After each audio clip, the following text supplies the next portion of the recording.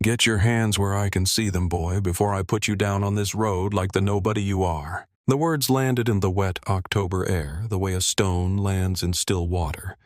Not loud, not theatrical, just dropped with the casual ease of something that had cost the speaker nothing, because it never had. Because on this particular stretch of Virginia Road at 2:14 in the morning, with the rain coming down sideways and the pine trees pressing in on both sides like walls, there was no one present who was going to make it cost him anything.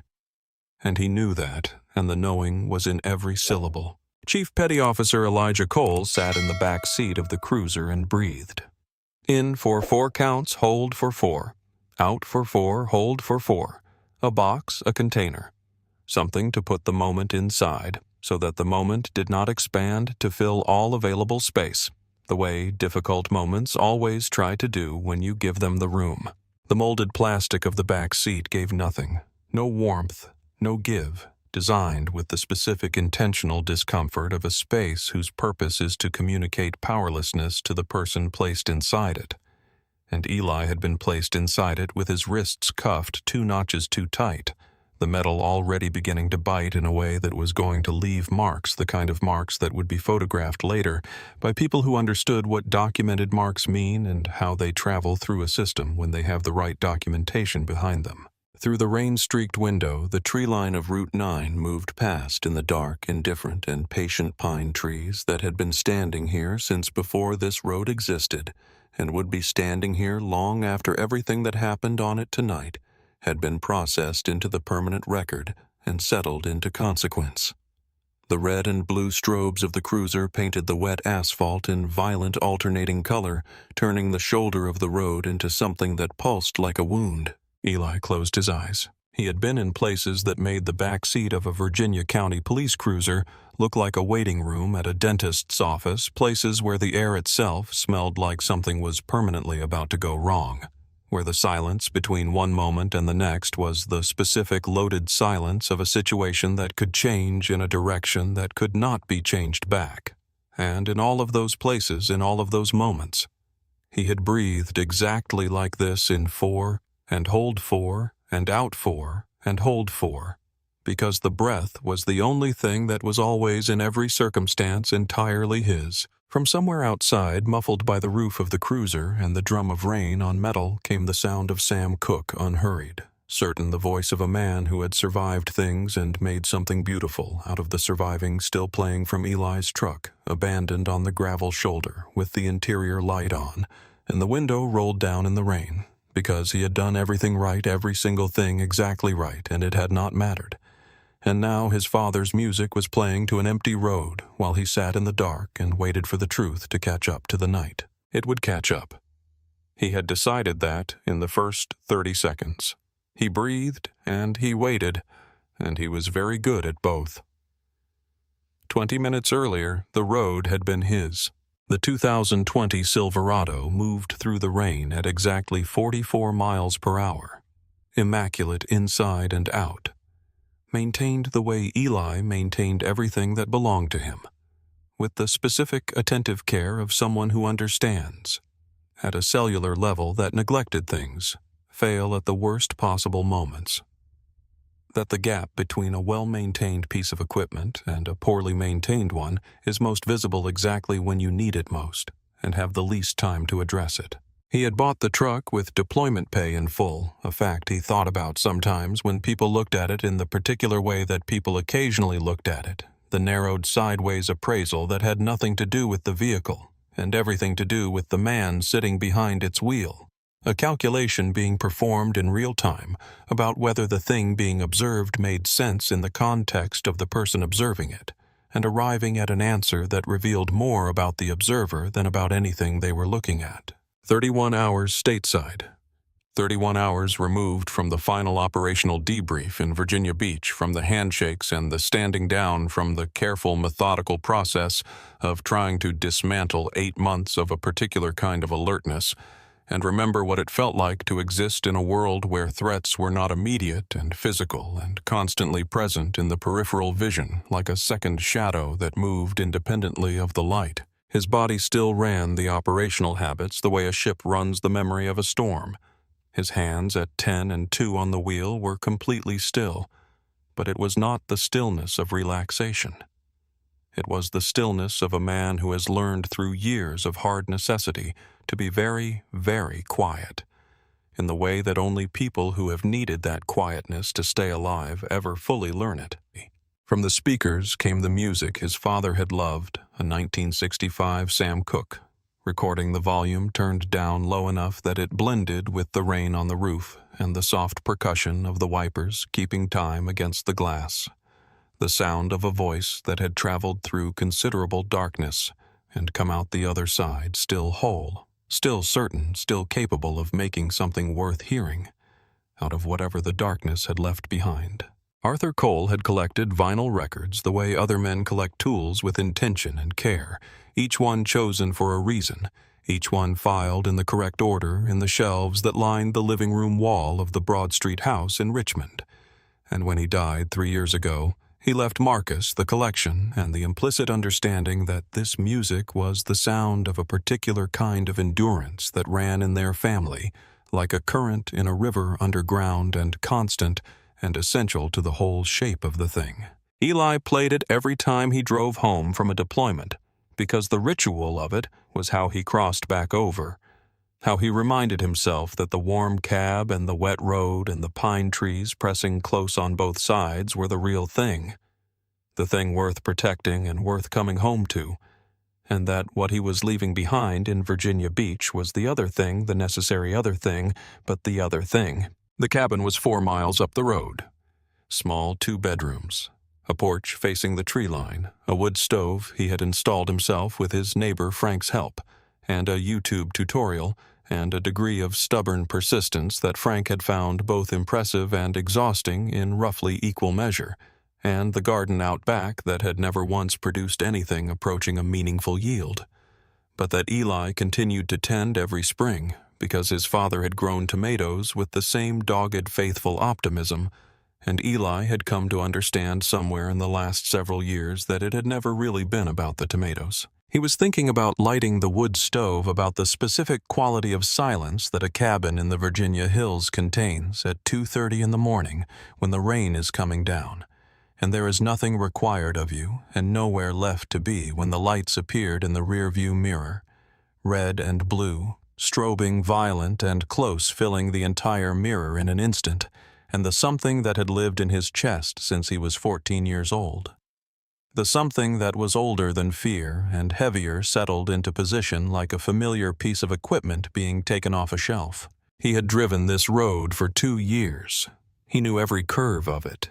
He knew the shoulder widened near mile marker 5, and he pulled there precise and deliberate and cut the engine and put both hands where they needed to be. He did everything in the correct order because the correct order mattered, because in situations like this one, the correct order was its own kind of documentation, each step its own quiet record of a man who had given the encounter every possible opportunity to resolve itself without damage to anyone.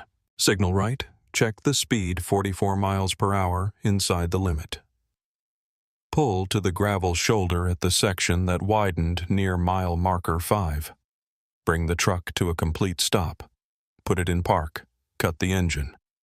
Interior dome light on the cab, illuminated so that anyone approaching could see everything inside without having to ask or imagine window down, despite the rain coming in cold. Both hands on top of the steering wheel, fingers spread wide and flat, as visible as he could make them in the light from the dome and the continuing violent strobe from behind. He watched the cruiser door open in the side mirror and waited. The officer who came around to the driver's side was not approaching the way. Procedure recommended. Angled, cautious, positioned away from the door swing.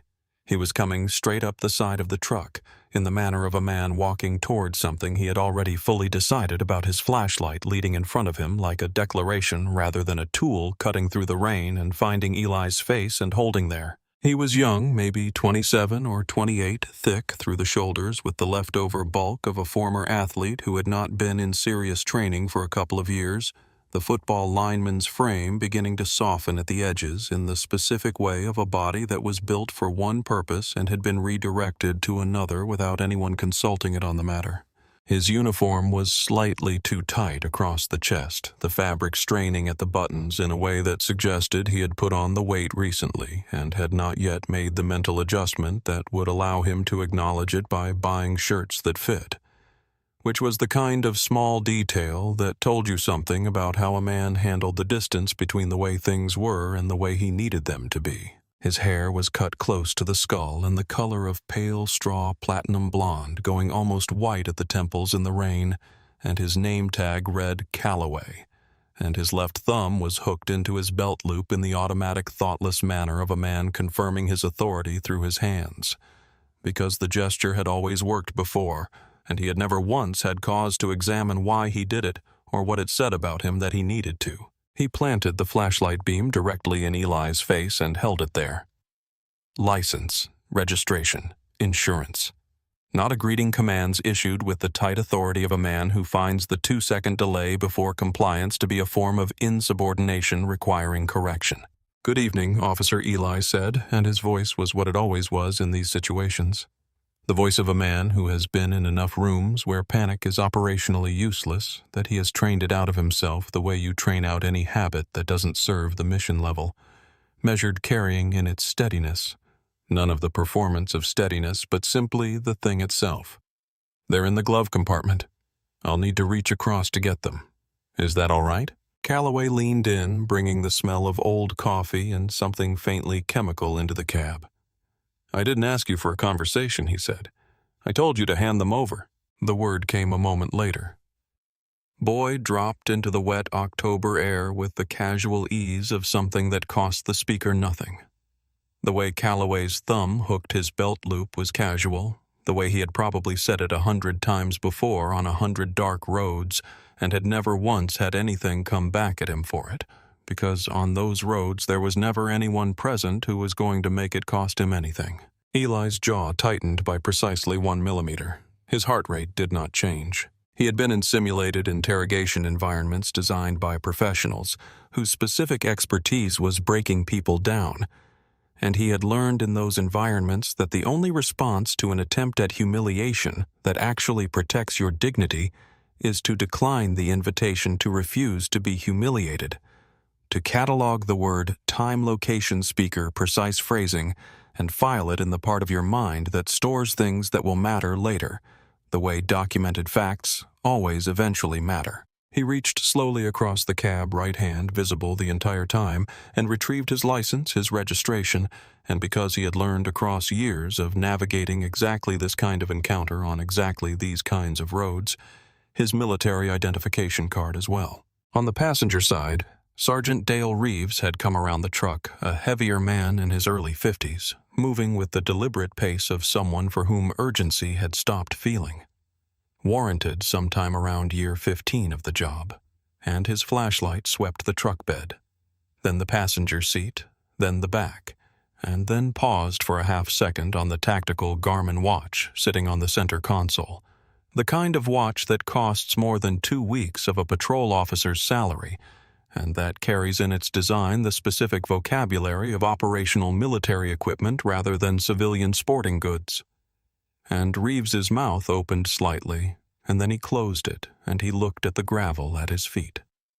Instead, the way a man looks at the floor, when the thing he could say is right there in his throat, and he has decided in a calculation so fast it barely registers as a decision to swallow it. That silence was a choice, and like all choices made on dark roads at 2 o'clock in the morning, it was going to find its way back to him. Calloway held the military ID in the flashlight beam, turning it once, and then he laughed a short, dismissive sound. Not spontaneous, but performed the laugh of a man establishing who controls the terms of the conversation and read the designation on the card with the slow, dragging deliberateness of someone sucking the air out of a room 1 breath at a time. "I've seen better fakes at a Halloween store," he said the way men say things they have said before, confident in the performance, not looking up, not registering that a thing said confidently enough does not thereby become true. Reeves, still at the passenger window, said something low about a taillight, about writing a ticket and being done with it. Calloway ignored him entirely and told Eli to step out of the vehicle. Eli asked for the reason. Calloway invented one, a burglary suspect. A description, a fabrication assembled on the spot with the practiced fluency of a man who had assembled fabrications before and found them adequate, and all three of them knew it was a lie. And on a dark, empty road at 2:14 in the morning, the knowing didn't matter because the men with the badges were the ones who decided what the facts were going to be. Eli stepped out of the truck, narrating every movement as he made it hands visible. No sudden motion, stepping into the rain in the measured, deliberate manner of a man who understands that his behavior in the next 60 seconds is being recorded by his own memory. And if there was any justice operating in the world tonight, by the body cameras that department policy required these officers to be wearing, and which he had every intention of establishing, were running. He stood to his full height, 6'2", built for operational purpose, carrying in his physical presence the specific quality of a man who has been trained to manage dangerous situations, and who carries that training in his body even when standing still on a rain-wet county road at 2 in the morning in civilian clothes. And he watched Calloway's thumb reach instinctively for the belt loop and find it and tighten around it, the gesture of a man reassuring himself. The pat-down found nothing because there was nothing to find, just a wallet containing his identification and a small amount of cash, a set of keys and the ordinary contents of a man who had been driving home from a debrief. And Calloway's hands moved over Eli with the particular aggressive thoroughness of someone who was hoping to find a reason and was not finding one, and was becoming progressively less interested in allowing that fact to dictate the outcome of the encounter. Then Calloway picked up the military identification card, the card with the biometric chip visible as a raised shape in the lower corner, with the holographic overlay that shifted colors in the light, with the specific spectral depth that required the kind of manufacturing precision that Halloween stores were genuinely not in the business of achieving. And he bent it a sharp, deliberate snap, the sound of federal property being destroyed on a county road in Virginia, and he tossed it onto the floor of his cruiser with the casual contempt of a man disposing of something that has confirmed its worthlessness like a gum wrapper, like something that never mattered. Eli did not wince. He did not make a sound.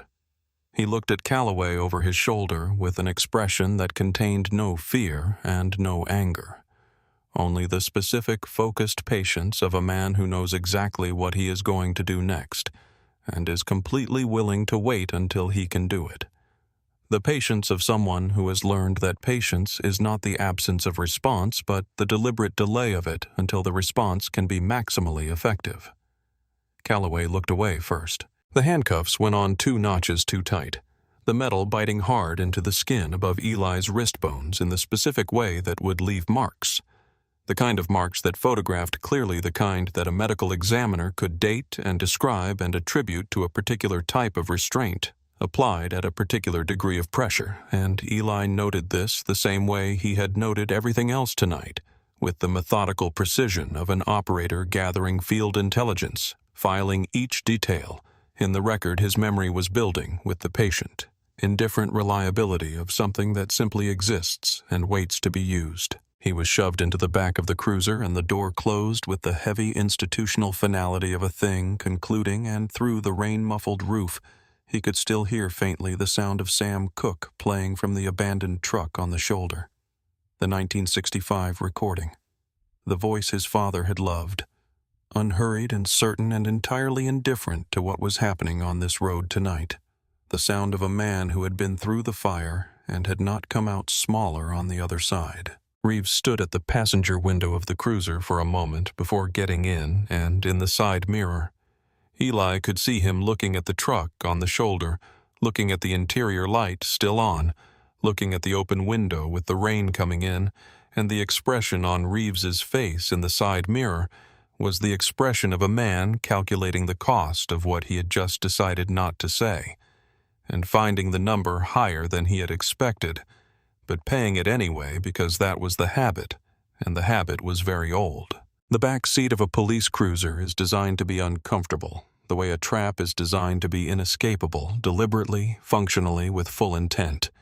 And Eli sat in it with his hands cuffed behind him, and the metal working steadily into his circulation, and the rain drumming on the roof in a rhythm that was almost musical, almost like the percussion section of his father's records, except that his father's records had always been building towards something, and this was just rain. He closed his eyes and breathed. In for 4 counts, hold for 4, out for 4, hold for 4.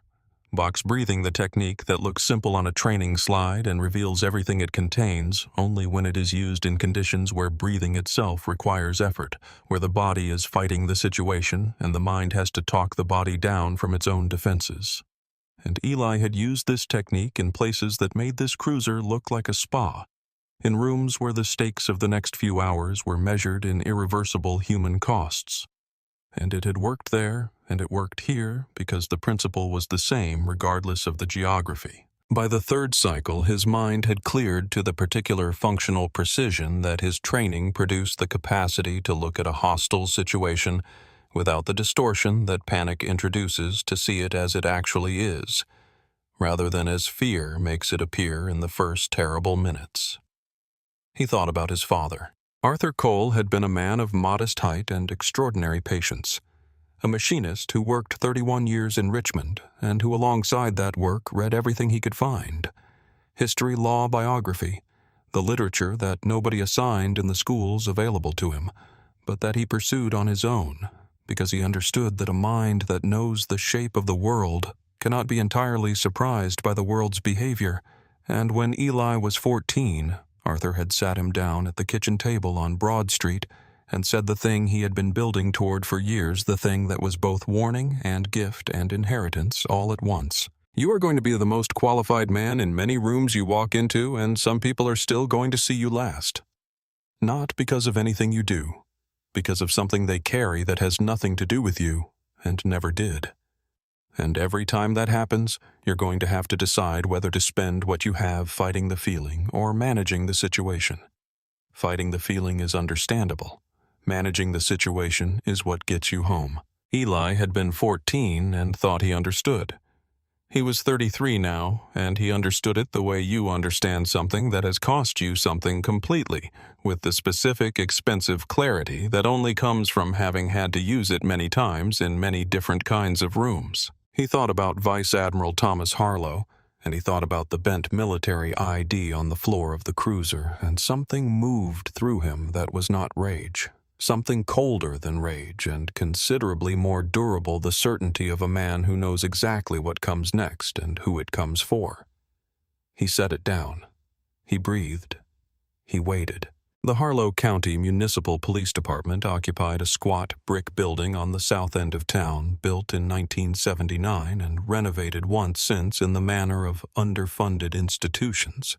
Everywhere new linoleum over the old carpet, a security camera above the back door that was positioned at the right angle and recorded nothing useful.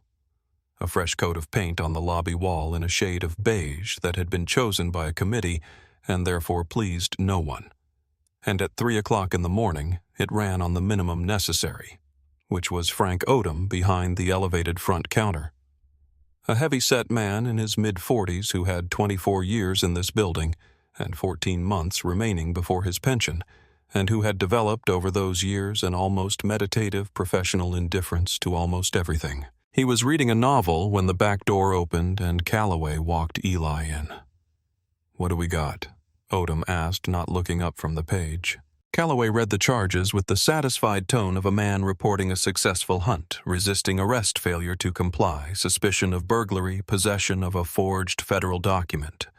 And the confidence in his voice was so complete and so fully performed that one of the night shift officers in the bullpen briefly looked up, registered the sound of it, and went back to her keyboard.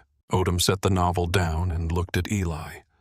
Looked at him with the flat, involuntary assessment of someone who had processed several thousand people across this counter and developed a sense impossible to fully articulate, but reliable in the way that experience builds reliability for when something in a situation was pointing in a direction he hadn't been told about yet. He saw the soaked clothes, the careful posture of a man who had decided that how he stood right now was a form of testimony, the specific quality of watchful patience in his face that was not the patience of someone who had given up, but the patience of someone who was accumulating. Then his eyes landed on the military identification card in the property tray. He picked it up. He turned it over. The holographic overlay caught the fluorescent light above the counter and shifted colors, a spectral depth-layered shimmer that moved as he tilted the card, changing from gold to green to a blue. So deep it was almost black, and Odom had been in this job for 24 years and had seen every kind of fake document that people attempted to pass through this counter. And he knew with the certainty of long experience that what he was holding was not something a Halloween store produced, because the manufacturing precision required to achieve that particular shimmer was not available to Halloween stores and had never been. The embedded chip was visible as a raised shape in the lower corner. The ghost image was in the correct position at the correct angle. The federal seal was printed with the specific fine-line clarity that could not be photocopied or scanned and reproduced. It had to be pressed at pressure with equipment that cost more than the entire annual budget of this department. Odom looked at Calloway, then at Eli, then set the card back in the tray without a word. Because in 24 years of this job, he had learned that saying uncertain things at 3 o'clock in the morning to a man who was already committed to his version of events was a reliable way to spend the next hour in a conversation that nobody was going to enjoy. And his novel was on the desk, and his pension was 14 months away, and the quiet calculation of a man who has learned to measure survival in small units of not getting involved made itself in approximately 1 second and arrived at the same answer it had always arrived at. The booking process was methodical and impersonal, and Eli moved through it with the deliberate precision of a man depositing evidence, each item placed in the property tray. Carefully, the Garmin watch, the keys, the cash, the belt, the shoelaces, each one set down with the quiet intentionality of someone who understands that how you handle a situation you cannot control is itself a form of control. For the mug shot, he stood without slouch, looked directly into the lens, and wore an expression that had no defiance in it, and no defeat. Only the patient, particular steadiness of a man who understands that this photograph is going to be seen by a great many people before this situation reaches its conclusion, and who has chosen with full awareness exactly what it will show. Reeves, during the booking process, drifted to the far end of the room and appeared to be deeply interested in a magazine. He was not reading, his body angled slightly away from the counter, away from Calloway, away from Eli, the posture of a man conducting a small, quiet act of separation from something he has already privately named correctly and does not want his name too closely beside. Cell 3 was 6 by 8 feet of concrete walls, and a steel bench bolted to the wall, and a stainless steel fixture in the corner, and a temperature hovering around 57 degrees, the specific cold of enclosed spaces that have no sun and no warmth, and are designed to be exactly what they are, not comfortable, not uncomfortable enough to constitute a legal complaint, just precisely and deliberately, not anything except a place where you wait while someone else decides what happens next. The door closed with the heavy authority of institutional hardware, the specific sound of something concluded, and Eli sat down on the steel bench, rested his elbows on his knees, and breathed. He counted the ceiling tiles, 47 of them, laid in the standard institutional grid. 3 of them showing the brown water damage blooms of a repair that someone had addressed without bothering to replace the affected tiles. Because in a building maintained by a budget that treats compromise as a method rather than a failure.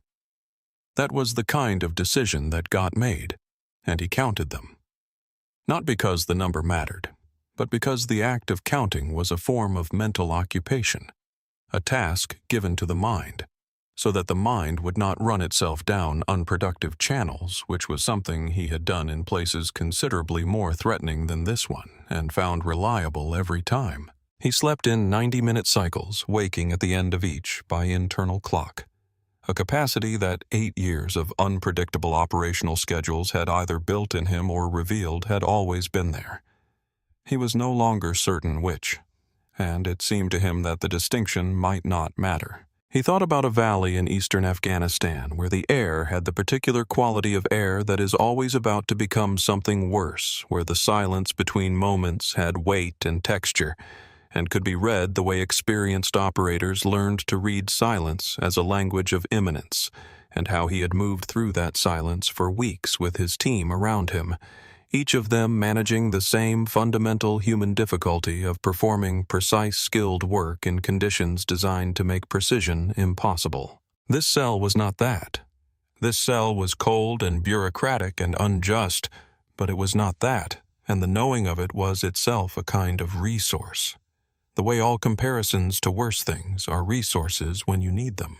He thought about his father's kitchen on Broad Street, the vinyl records stacked with care along the living room wall, the scratched wooden table where the family ate every night, the garden out back that Arthur tended every spring with a combination of optimism and complete indifference to the evidence of previous springs, because the garden had never really been about yield, and Arthur had understood that about himself in a way that took Eli a long time to understand about anything. And then, in the particular stillness of 4 o'clock in the morning, in a cell block where everything was quiet except the intermittent footsteps of the night duty officer and the faint institutional hum of the fluorescent lights, a thought arrived with the specific clarity of a thing that has been true for hours and has simply been waiting for the right moment to be acknowledged. Every minute in this cell was another brick in something Calloway was building without knowing it. Every minute of metal biting into his wrists, every minute of 57-degree concrete and fluorescent light, every minute of his father's Sam Cooke record playing to an empty shoulder on Route 9. All of it was being added to a structure that was going to be considerably larger and more permanent than anything Calloway had intended to build tonight. Eli closed his eyes. He waited. He was very, very good at waiting.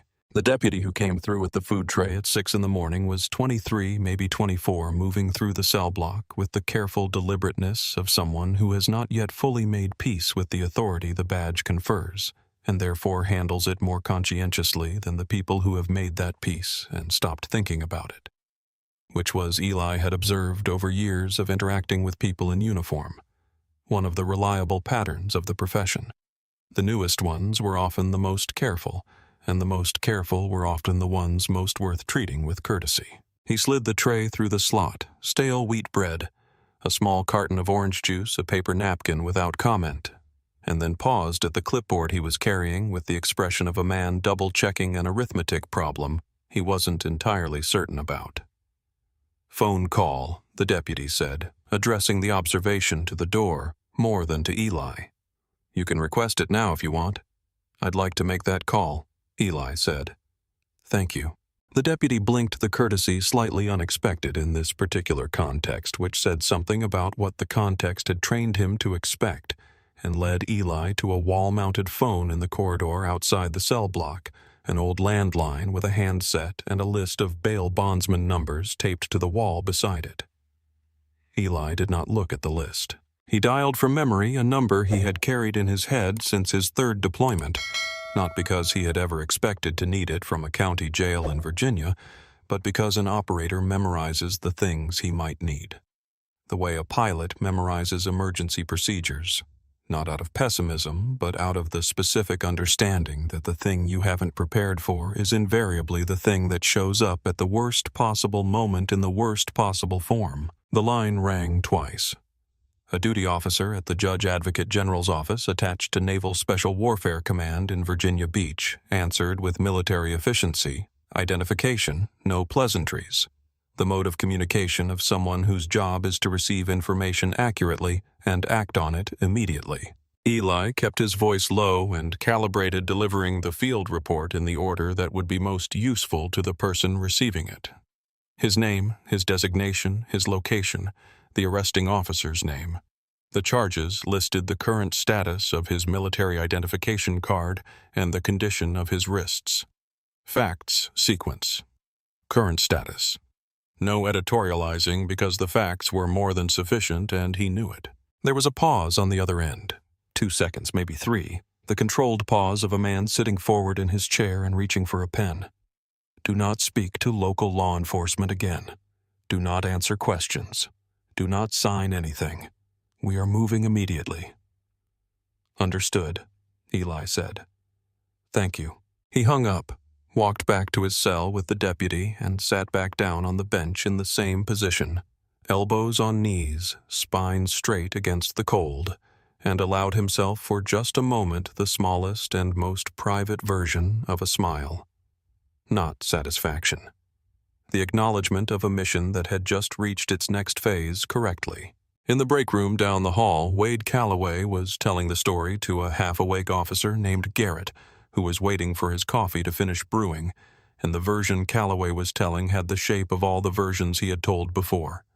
Solid instincts, suspicious vehicle, uncooperative subject, clean arrest.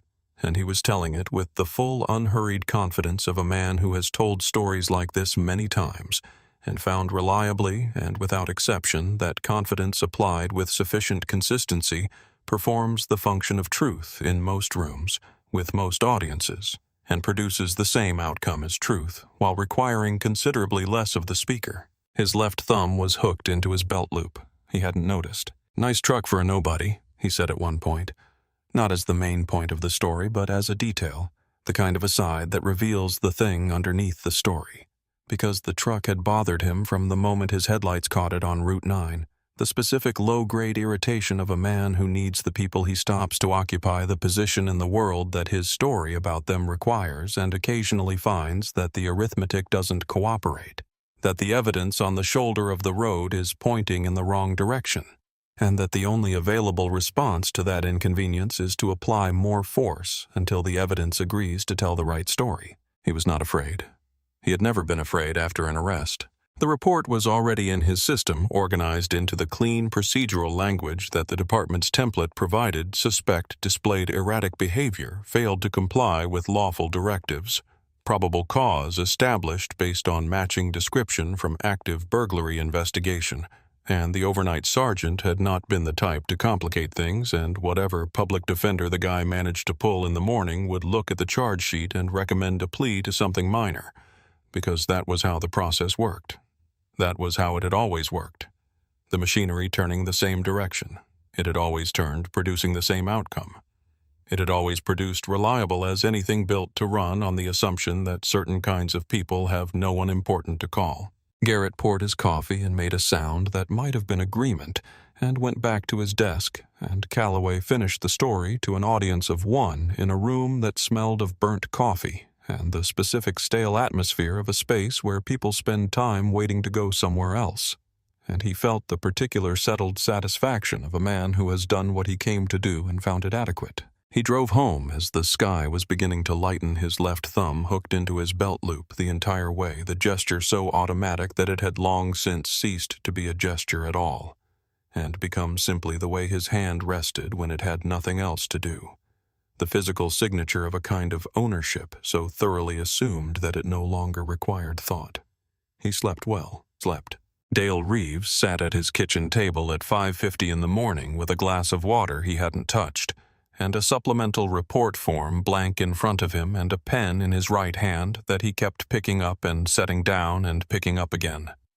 The motion becoming almost rhythmic, like a man who has been trying to unlock something for so long that the action of trying has become the activity itself, separate from the outcome, which was beginning to seem like it might not be available. On the refrigerator door, held in place by a magnet shaped like the state of Virginia that his daughter had given him for Christmas 8 years ago, was a photograph Reeves in his dress uniform at his academy graduation. 23 years ago, arms around 2 other recruits, all 3 of them wearing the specific confident grin of young men who believed they understood what the job was going to ask of them, who believed they had accounted for the cost and found it acceptable, who had no way of knowing yet that the cost of certain things is not fixed at the beginning but accumulates over time in a way that is only visible from the end. He had not looked at that photograph in years. He looked at it now. He was not a cruel man in the way that Calloway was cruel. He did not seek the power, did not engineer the encounters, did not go home afterward and replay them with the warm self-satisfaction of a man reviewing his own competence. He was something that is in many ways harder to account for, harder to name, cleanly and assigned to the correct category. A man who had watched things happen year after year on the roads and in the station and in the booking rooms, and had made each time the same calculation in the same fraction of a second that saying something was not worth what saying something would cost. Not his career, not usually, not after the first few years, but the thing that is harder to name, the daily currency of belonging to a group of people who have chosen to be in this work together and who understand each other in the specific way of people who have been through hard things side by side. The cost of becoming the person in the room who names what no one else is naming, who becomes defined by that naming, who loses the texture of ordinary belonging and finds himself standing slightly outside the warmth of the group looking in. 23 years of individual calculations, each one defensible in the moment. It was made a fraction of a second.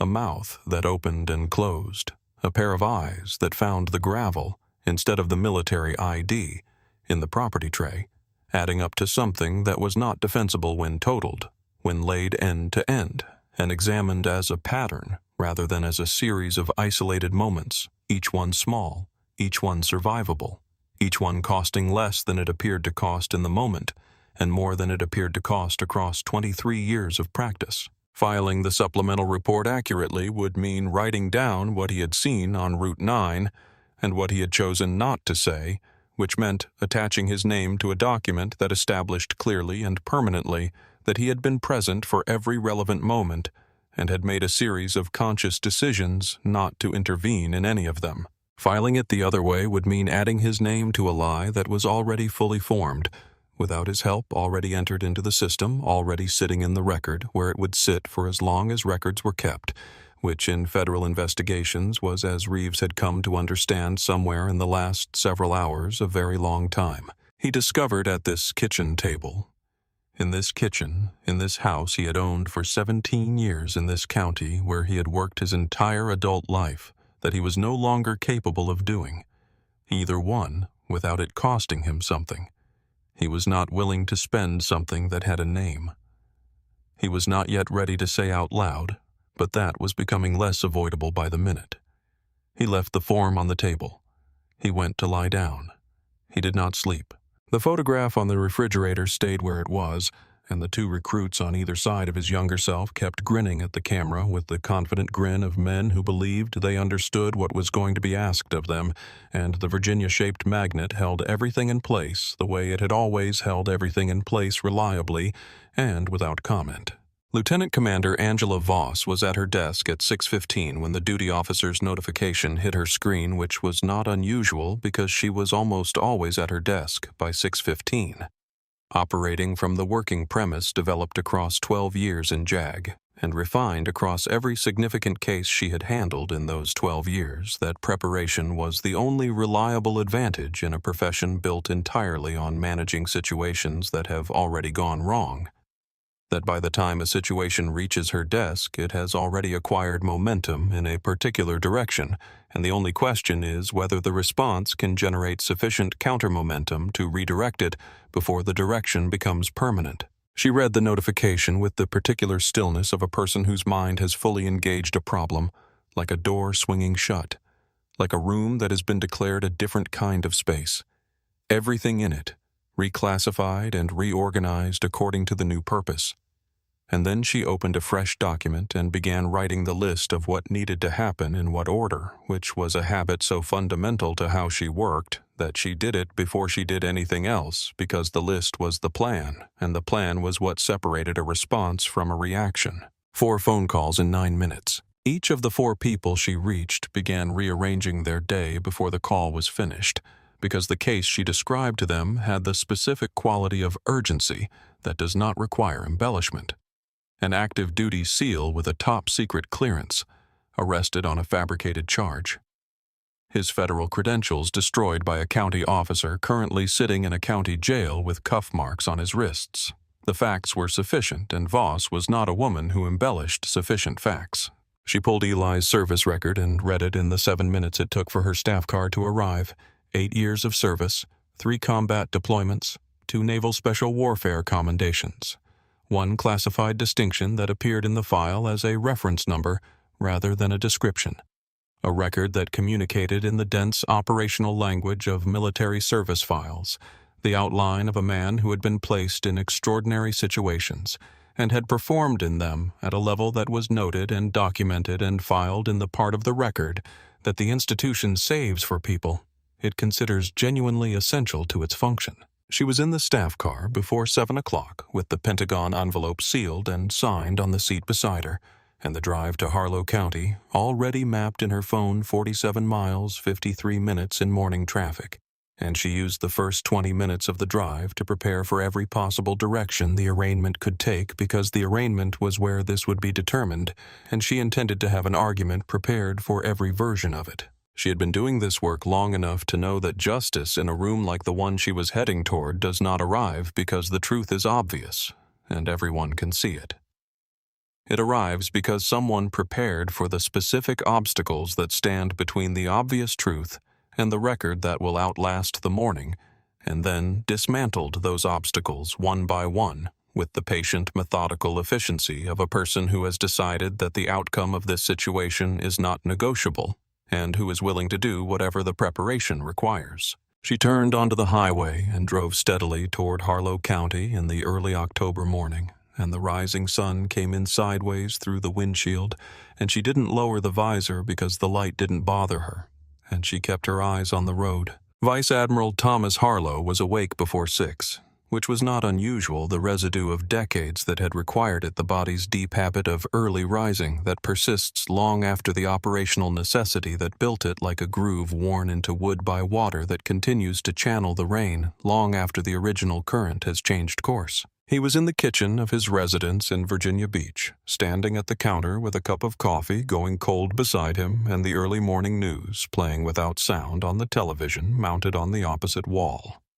When the duty officer's call came in at 6:18, and he listened to the full briefing without interrupting, without speaking, without the small sounds of acknowledgement that most people make when they are listening to something difficult, because he had trained himself across years to receive information completely before responding to it.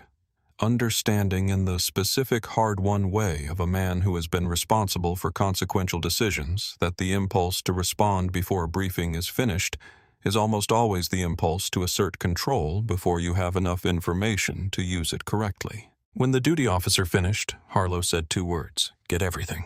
He dressed in 11 minutes, the service dress blue pressed to the standard that his aide maintained without being asked, the collar devices at precise alignment, the ribbons in their correct order across the left breast, the gold trident of the SEAL community above them, all worn not as a trophy or a decoration, but as a statement of what kind of man had spent the years doing what the years required. And he was in his staff car before 7 o'clock. He had known Eli Cole for 3 years of command relationship, which was long enough to know him in the specific, unsentimental way that commanding officers know their best operators, not through conversation or social proximity, but through watching what a man does when things go wrong, which is the only context in which character becomes fully and finally visible, stripped of everything that can be performed and reduced to the irreducible core of what the person actually is. He had watched Eli hold the line in a situation in eastern Afghanistan that had cost 2 members of the team maintaining operational coherence in the immediate aftermath of loss in the specific way that requires a particular quality of internal structure. Not the suppression of what was felt, but the deliberate, disciplined management of it.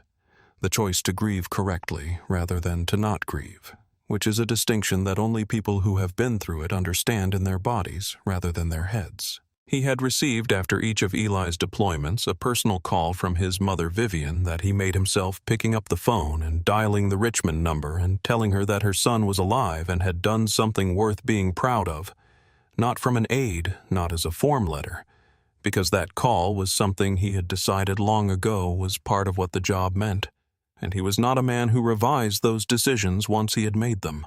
And now he sat in the back of his staff car, watching Virginia roll past the windows in the early morning light, and he thought about a military identification card bent and thrown onto the floor of a county cruiser like a gum wrapper. And he thought about the word that had been used on a dark road at 2:14 in the morning to a man who had spent 8 months in classified service to this country and wanted nothing more than to drive home and light a wood stove.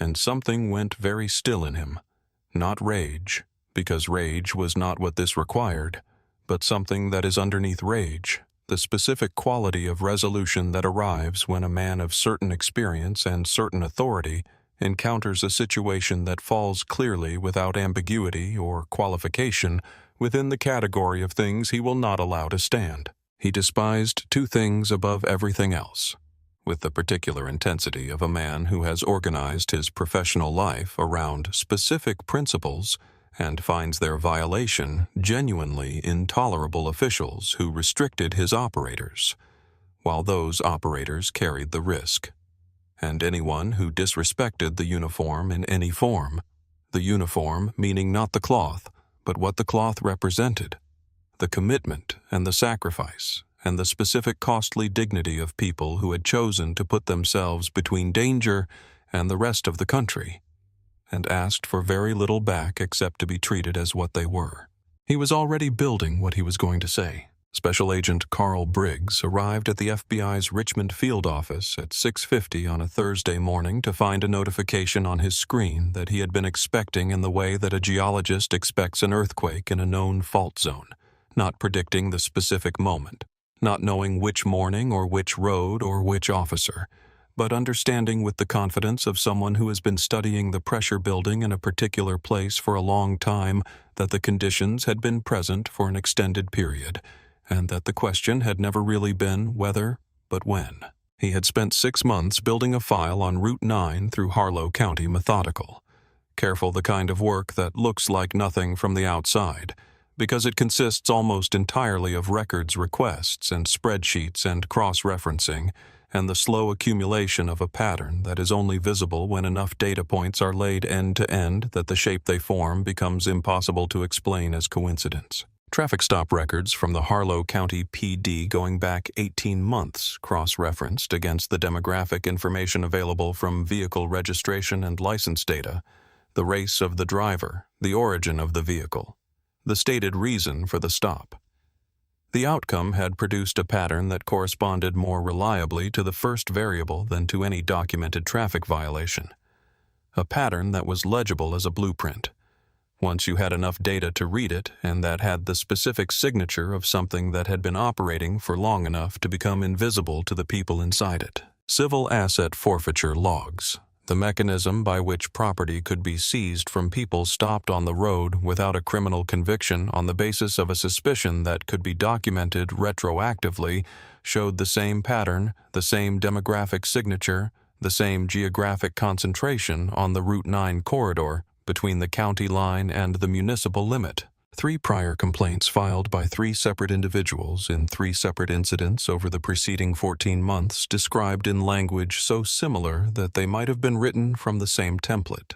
The same sequence of events stopped on Route 9 at night, identified to the officer, subjected to the same fabricated probable cause language in the subsequent report, and processed through a complaint system that converted their objections into closed files with the quiet efficiency of a mechanism that had been designed to do exactly that.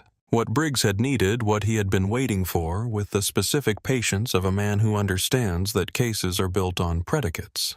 Not patterns alone, was an incident with documentation solid enough to support a federal investigation. Something with witnesses and footage and a destroyed federal document and a sworn statement that was on its face false and provably so something that the U.S. Attorney's Office could look at and say, this is the one without equivocation. He called his supervisor at 7:05. His supervisor called the U.S. Attorney's Office.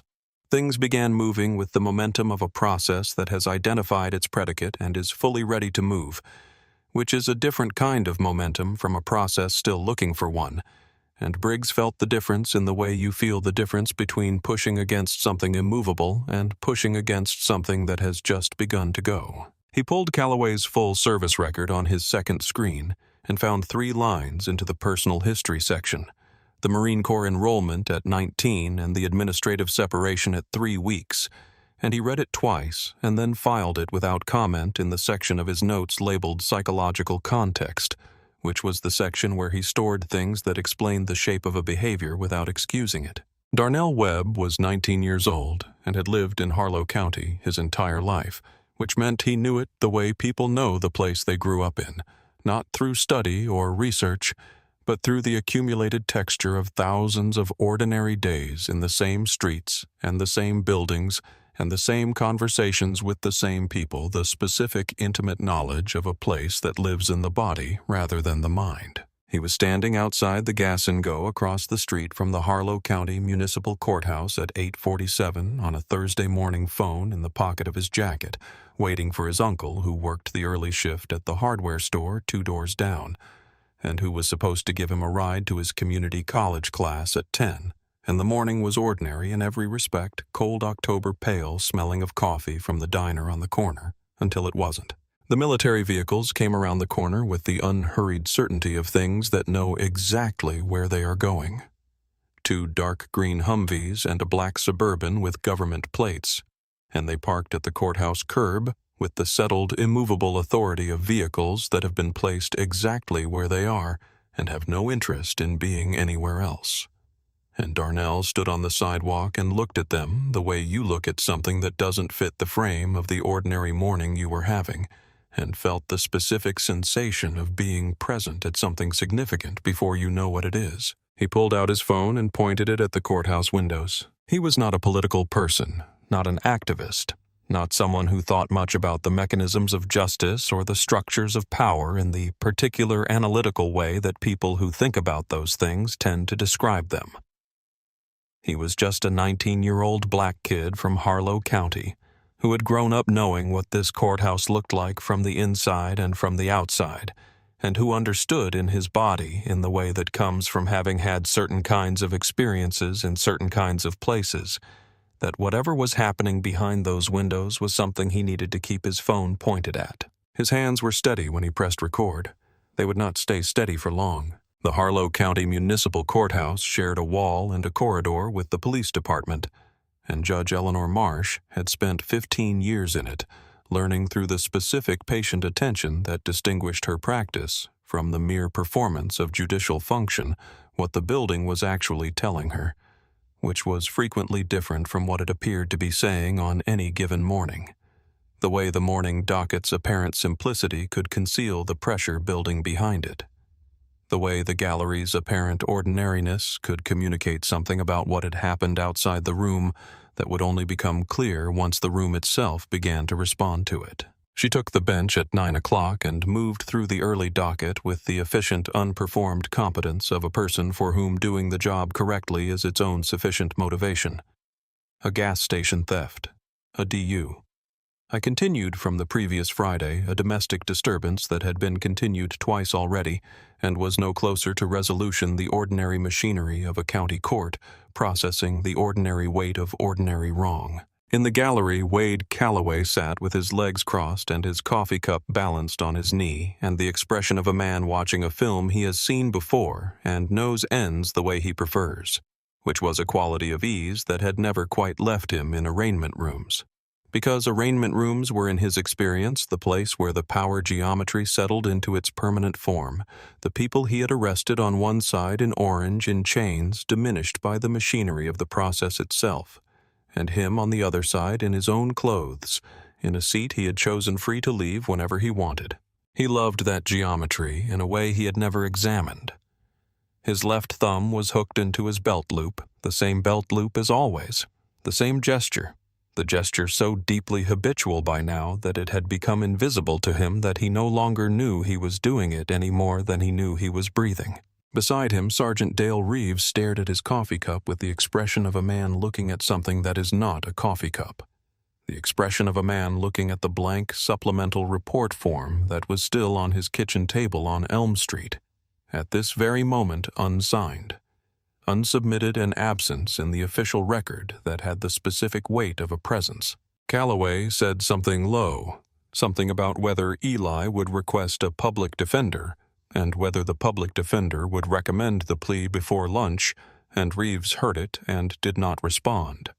Which Calloway didn't notice because Calloway rarely noticed the specific quality of Reeves's silences, having long ago stopped distinguishing between the silence of agreement and the silence of a man who has run out of ways to agree. The bailiff announced case number 44-092. The door from the holding corridor opened. He covered the 20 feet between the holding corridor door and the defense table in County Orange and a belly chain and wrist shackles. And what he did in those 20 feet, the specific quality of presence with which he moved through a space that had been designed to diminish the people who moved through it, was not a performance, not a strategy, not a statement, but simply the expression of who he was in the most basic and irreducible sense. The way a person moves through a room when they have decided that who they are is not contingent on the room's opinion of them. His spine was perfectly straight. His chin was level. He looked directly ahead and walked to the defense table and stopped, and the chains settled with a single quiet sound, and were still. And the room's attention had rearranged itself in the way that weather rearranges a street, not because of noise or drama, but because of the specific quality of presence that arrives when someone who carries themselves in a particular way enters a space that was not prepared for them. In the gallery, Calloway's thumb unhooked from his belt loop. He leaned toward Reeves and said, low and certain, "Still thinks he's something." And Reeves looked at a point on the floor somewhere in the middle distance and said nothing. And Calloway didn't notice because he was looking at Eli with the evaluating expression of a man who has placed a bet and is watching the field to confirm the outcome he anticipated. Judge Marsh was peering at the charge sheet over the top of her reading glasses, moving through the itemized charges with the professional efficiency of long practice when she reached the charge of possession of a forged federal document, and paused a pause of 2 seconds that was almost imperceptible, but that the people who worked regularly in her courtroom would have recognized the way you recognize the change in atmospheric pressure before weather arrives, the way you recognize the shift in a room before the thing that is about to happen has happened. She looked at the document. She looked at Eli. Her expression remained professionally composed, but it had shifted at a frequency just below the surface.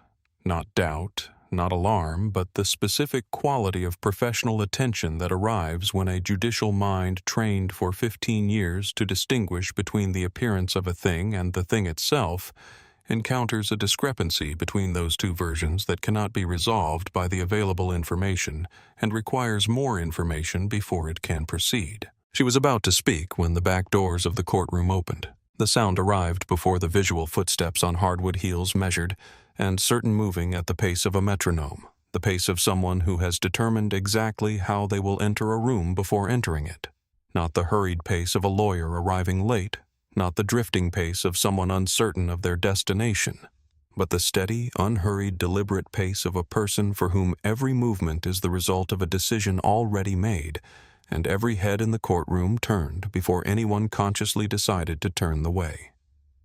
Every head turns when something in the environment has changed in a way that requires attention before the mind can identify why. Lieutenant Commander Angela Voss came through the courtroom's rear doors in Navy service, dress blue, pressed to a standard that communicated deliberate discipline rather than mere neatness. The fabric lying with the specific, perfect flatness of a uniform that has been maintained as a statement rather than a habit. The JAG Corps insignia catching the courtroom's fluorescent light above the left breast pocket and returning it, transformed, and she walked past the gallery without acknowledging it, past the wooden divider rail and stopped beside Eli at the defense table with the natural unasserted authority of a person who has arrived at the correct location and knows it. She addressed the bench without preamble. "Good morning, Your Honor. Lieutenant Commander Angela Voss, United States Navy Judge, Advocate General's Corps. I am formally entering my appearance as defense counsel for Chief Petty Officer Elijah Cole." In the front row of the gallery, Calloway's coffee cup came down from his lips and rested on his knee, and his face underwent a rearrangement that he did not fully control the ease going somewhere, the settled confidence looking for solid ground and not locating any, the expression of a man who has walked into a room believing he understood the furniture and has just discovered that one of the pieces is a door. His left thumb reached for his belt loop. His right hand was pressing slightly into his thigh, a gesture he also hadn't noticed. Judge Marsh removed her reading glasses and set them on the bench with the deliberateness of a person who is about to need her full attention for something that is not the document she was reading. "Commander Voss," she said with the measured tone of a judge who has been surprised by developments in her courtroom before, and has learned to approach surprises procedurally. This is a municipal court. The defendant faces state charges. The Judge Advocate General's Corps operates in federal and military judicial contexts. I would appreciate your explanation of your presence here. Voss's voice, when she responded, carried to the back wall of the courtroom without being raised the voice of a person who has spent years making herself heard in rooms that were not always inclined to listen, who has learned that volume is not the mechanism by which authority is established in rooms like this one, and who does not require the room's cooperation to make herself clear. With respect, Your Honor, she said, the defendant is not a civilian. Chief Petty Officer Elijah Cole is an active duty member of the United States Navy currently assigned to Naval Special Warfare Development Group. He holds a top-secret sensitive compartmented information clearance. His arrest last night was not only entirely without legal basis, it represents a direct interference with federal military readiness and a serious violation of his constitutional rights under color of law. The phrase Naval Special Warfare Development Group dropped into the courtroom the way a stone drops into still water, and the ring spread outward to every corner of the room before anyone spoke. She had already opened her briefcase, and the sealed Pentagon envelope was placed before the bailiff, who took it with the careful hands of someone who has intuited without being told that what they are holding may be above the usual weight of their role, and passed it to the bench. Marsh broke the seal. She read. The courtroom read the quality of her silence the way a room reads a silence it recognizes as different from the ordinary silences that courts contain. A silence that is doing something, that is processing something, that is reorganizing the frame through which what follows will be understood and went quiet in the way that rooms go quiet when they collectively understand that the next several minutes are going to be different from what was expected. Voss added with the flat delivery of someone reading a statute that the military identification card Officer Calloway had bent and discarded onto the floor of his cruiser was a federal document, that its intentional destruction was a federal offense, and that the chain of custody of that document had been preserved by JAG investigators who had taken possession of the cruiser's contents within the past 2 hours, before anyone had had the opportunity to manage the physical evidence in any other direction. Calloway felt something move in his chest. Not fear, precisely not yet, but the first cold edge of the recognition that the room he was sitting in had changed around him while he was sitting in it. The way a room changes when the lights come on and the shapes in it turn out to be different from what the dark suggested. And his thumb pressed harder into the belt loop, and then eased and then pressed again, the gesture no longer carrying its usual weight. But what dismantled the structure of Calloway's morning, entirely what turned the first cold edge into the full cold recognition, was what Voss produced next. She removed a single document from her briefcase and read its relevant section into the record with the quiet, clean delivery of someone who understands that certain facts require no embellishment to be devastating, that they simply require being stated accurately in the right room with the right people present. The Franklin County Dispatch Log. The burglary that Calloway had cited as his probable cause for the stop had been reported at 8:12 the previous evening. The actual suspect, a 51-year-old white male in a 1997 Honda Civic, had been apprehended at 11:24 and was sleeping in a Franklin County cell before midnight.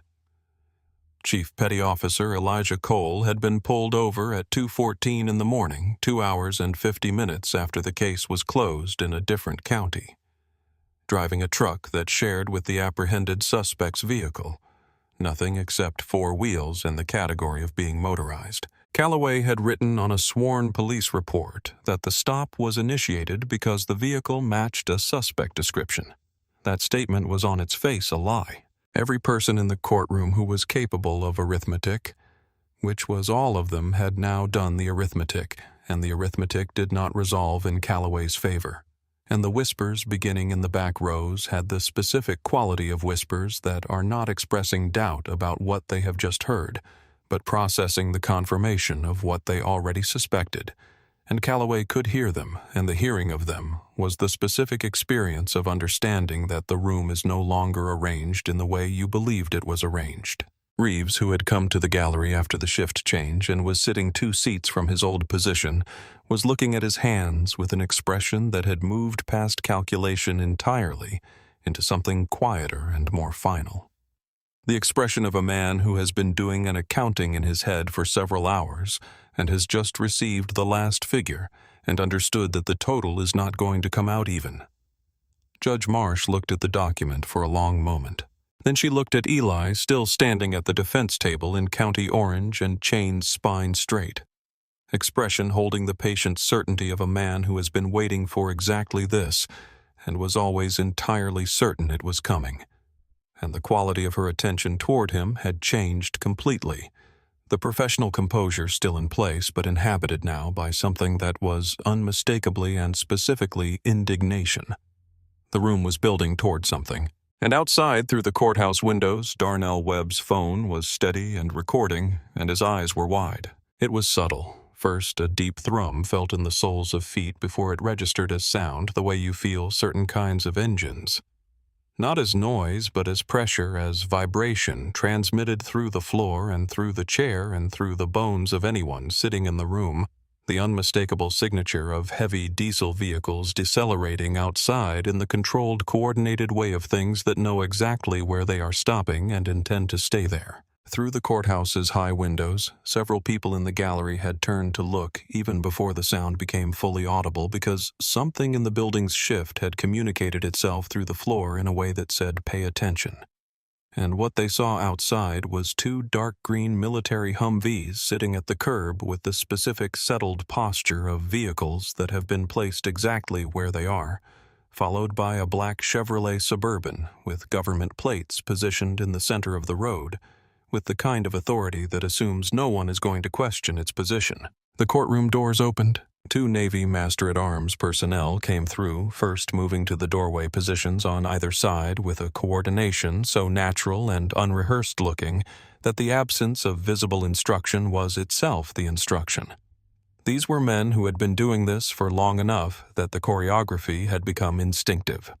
The positions taken with the economy of motion, that is the signature of people who have performed the same tasks in high-stakes environments often enough that the tasks have become inseparable from the body performing them.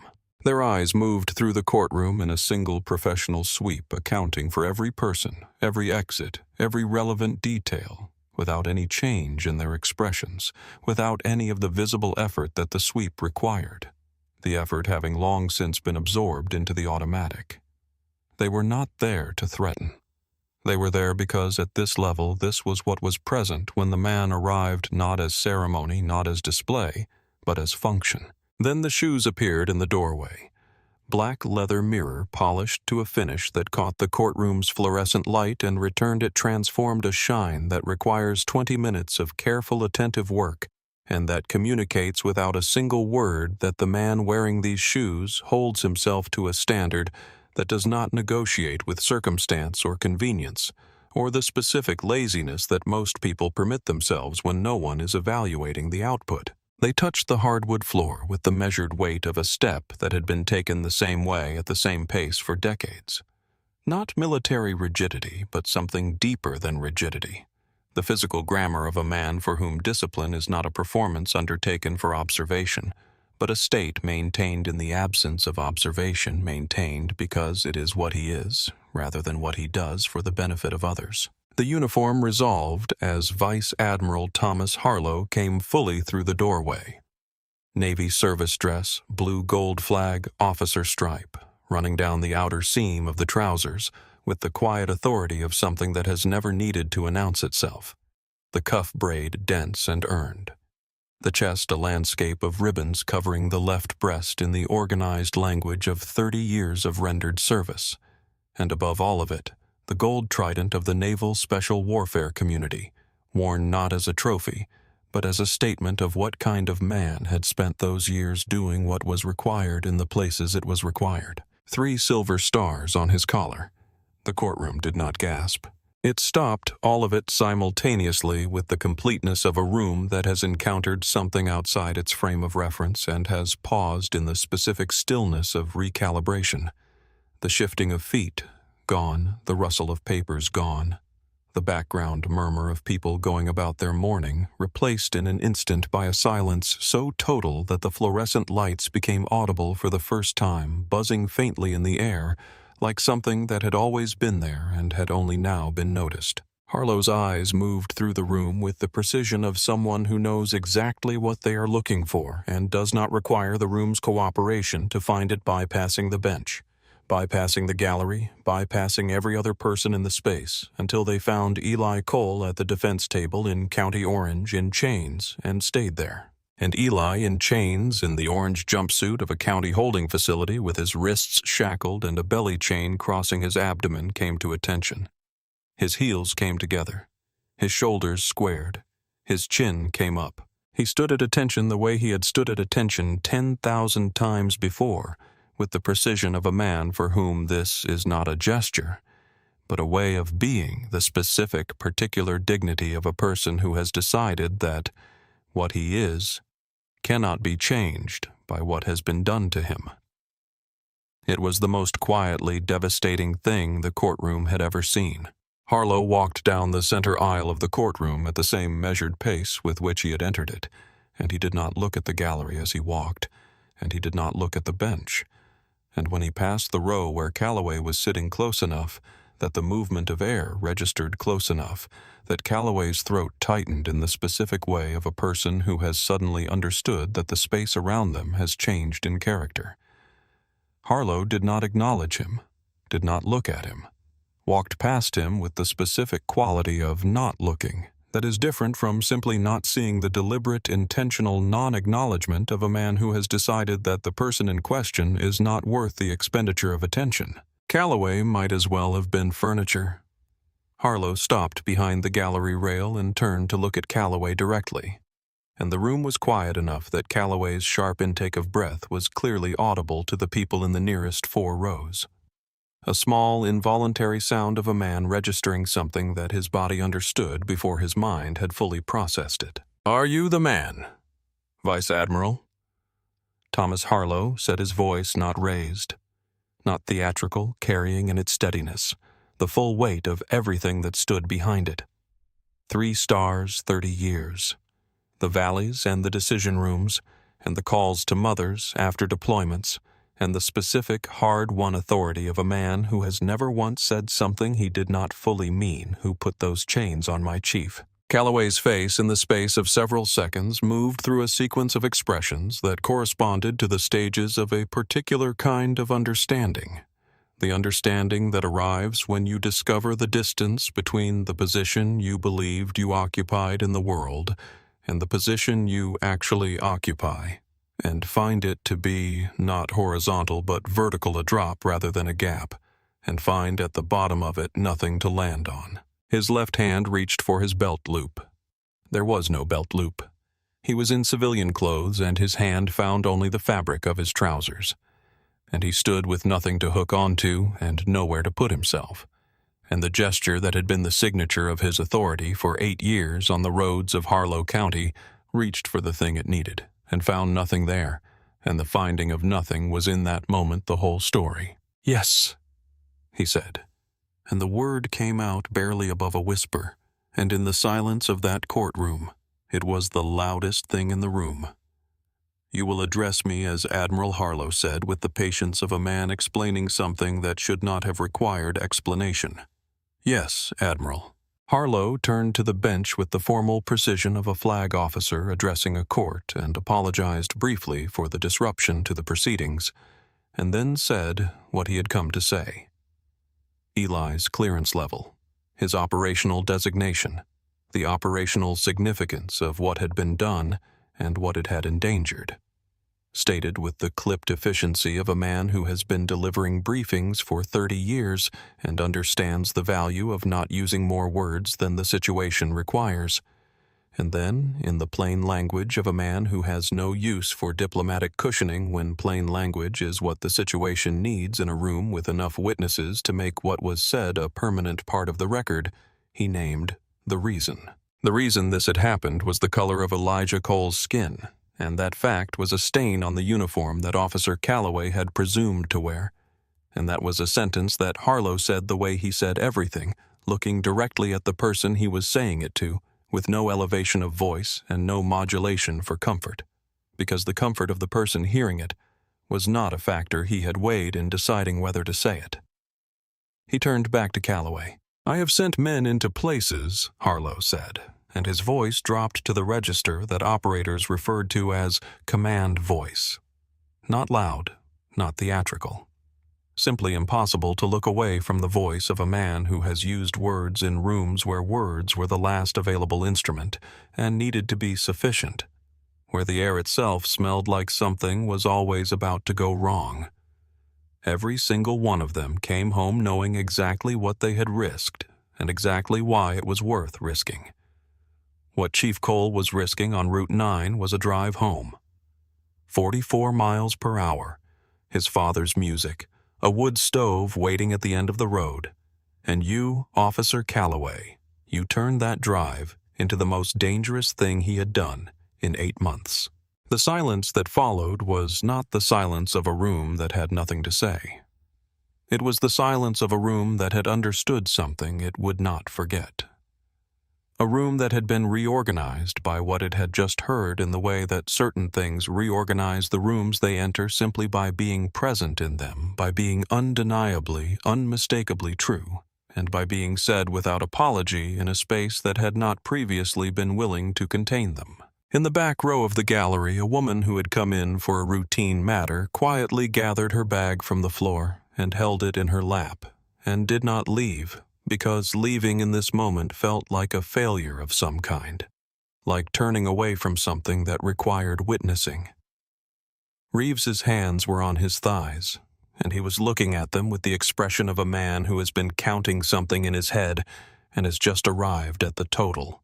Outside, through the courthouse windows, Darnell Webb had lowered his phone and was wiping the back of his hand across his eyes, and the old man from the diner who had come to stand beside him put a hand on his shoulder without saying anything, and neither of them moved. The bailiff's hands were shaking when he worked the keys, a visible tremor that he could not fully suppress, and had stopped trying to, his hands moving through the task of unlocking a man who should never have been locked in the first place, performing the mechanism of correction that was the only concrete thing available to him, in a room where everything that had been done incorrectly was now being named in a language that left no room for alternative interpretation. The belly chain fell to the hardwood floor with a sound that hit the room like a gavel. Sharp, conclusive, the sound of something being released that should never have been restrained, the sound of a physical fact correcting itself in the only direction it could go, which was toward the truth. Eli rolled his wrist slowly, and the deep red grooves cut into the dark skin above his wrist bones were visible from several rows back in the gallery. The marks left by metal applied 2 notches too tight, maintained for 6 hours. The specific marks of a specific kind of message that had been sent by a specific kind of hand on a specific kind of road. And he looked at them for a moment with the expression of a man examining evidence, and then he looked up at Harlow. What passed between them in that moment, in the look that moved from Eli to Harlow and from Harlow to Eli in the quiet courtroom, was the specific communication of 2 men who have existed in the same world of consequence and sacrifice, and who understand each other in the particular way that can only be built in that world, and nowhere else, through the shared experience of being responsible for things that cost more than most people are ever asked to pay. It lasted 1 beat. Then the bailiff reached for Calloway. The hand came down on Calloway's upper arm at the same angle with the same grip at the same position above the elbow that Calloway had used on Eli's arm on Route 9 at 2:14 in the morning. Not deliberately matched, not theatrical, simply the standard position of the standard restraint applied by the standard mechanism. And Calloway did not resist because the architecture of everything he had been certain about had come apart in the preceding 20 minutes, and what was left inside the architecture did not have the resources to resist. The handcuffs went on. The ratchet mechanism engaged click-click sharp and conclusive in the quiet room, the same sound that had been made on a gravel shoulder on Route 9 6 hours ago in the rain in the dark against a man whose only crime had been driving home. And in the silence of this courtroom with everyone who needed to hear it present, The sound was enormous, in the way that small sounds become enormous when everything else has gone quiet enough for them to be heard fully. It was the exact same sound.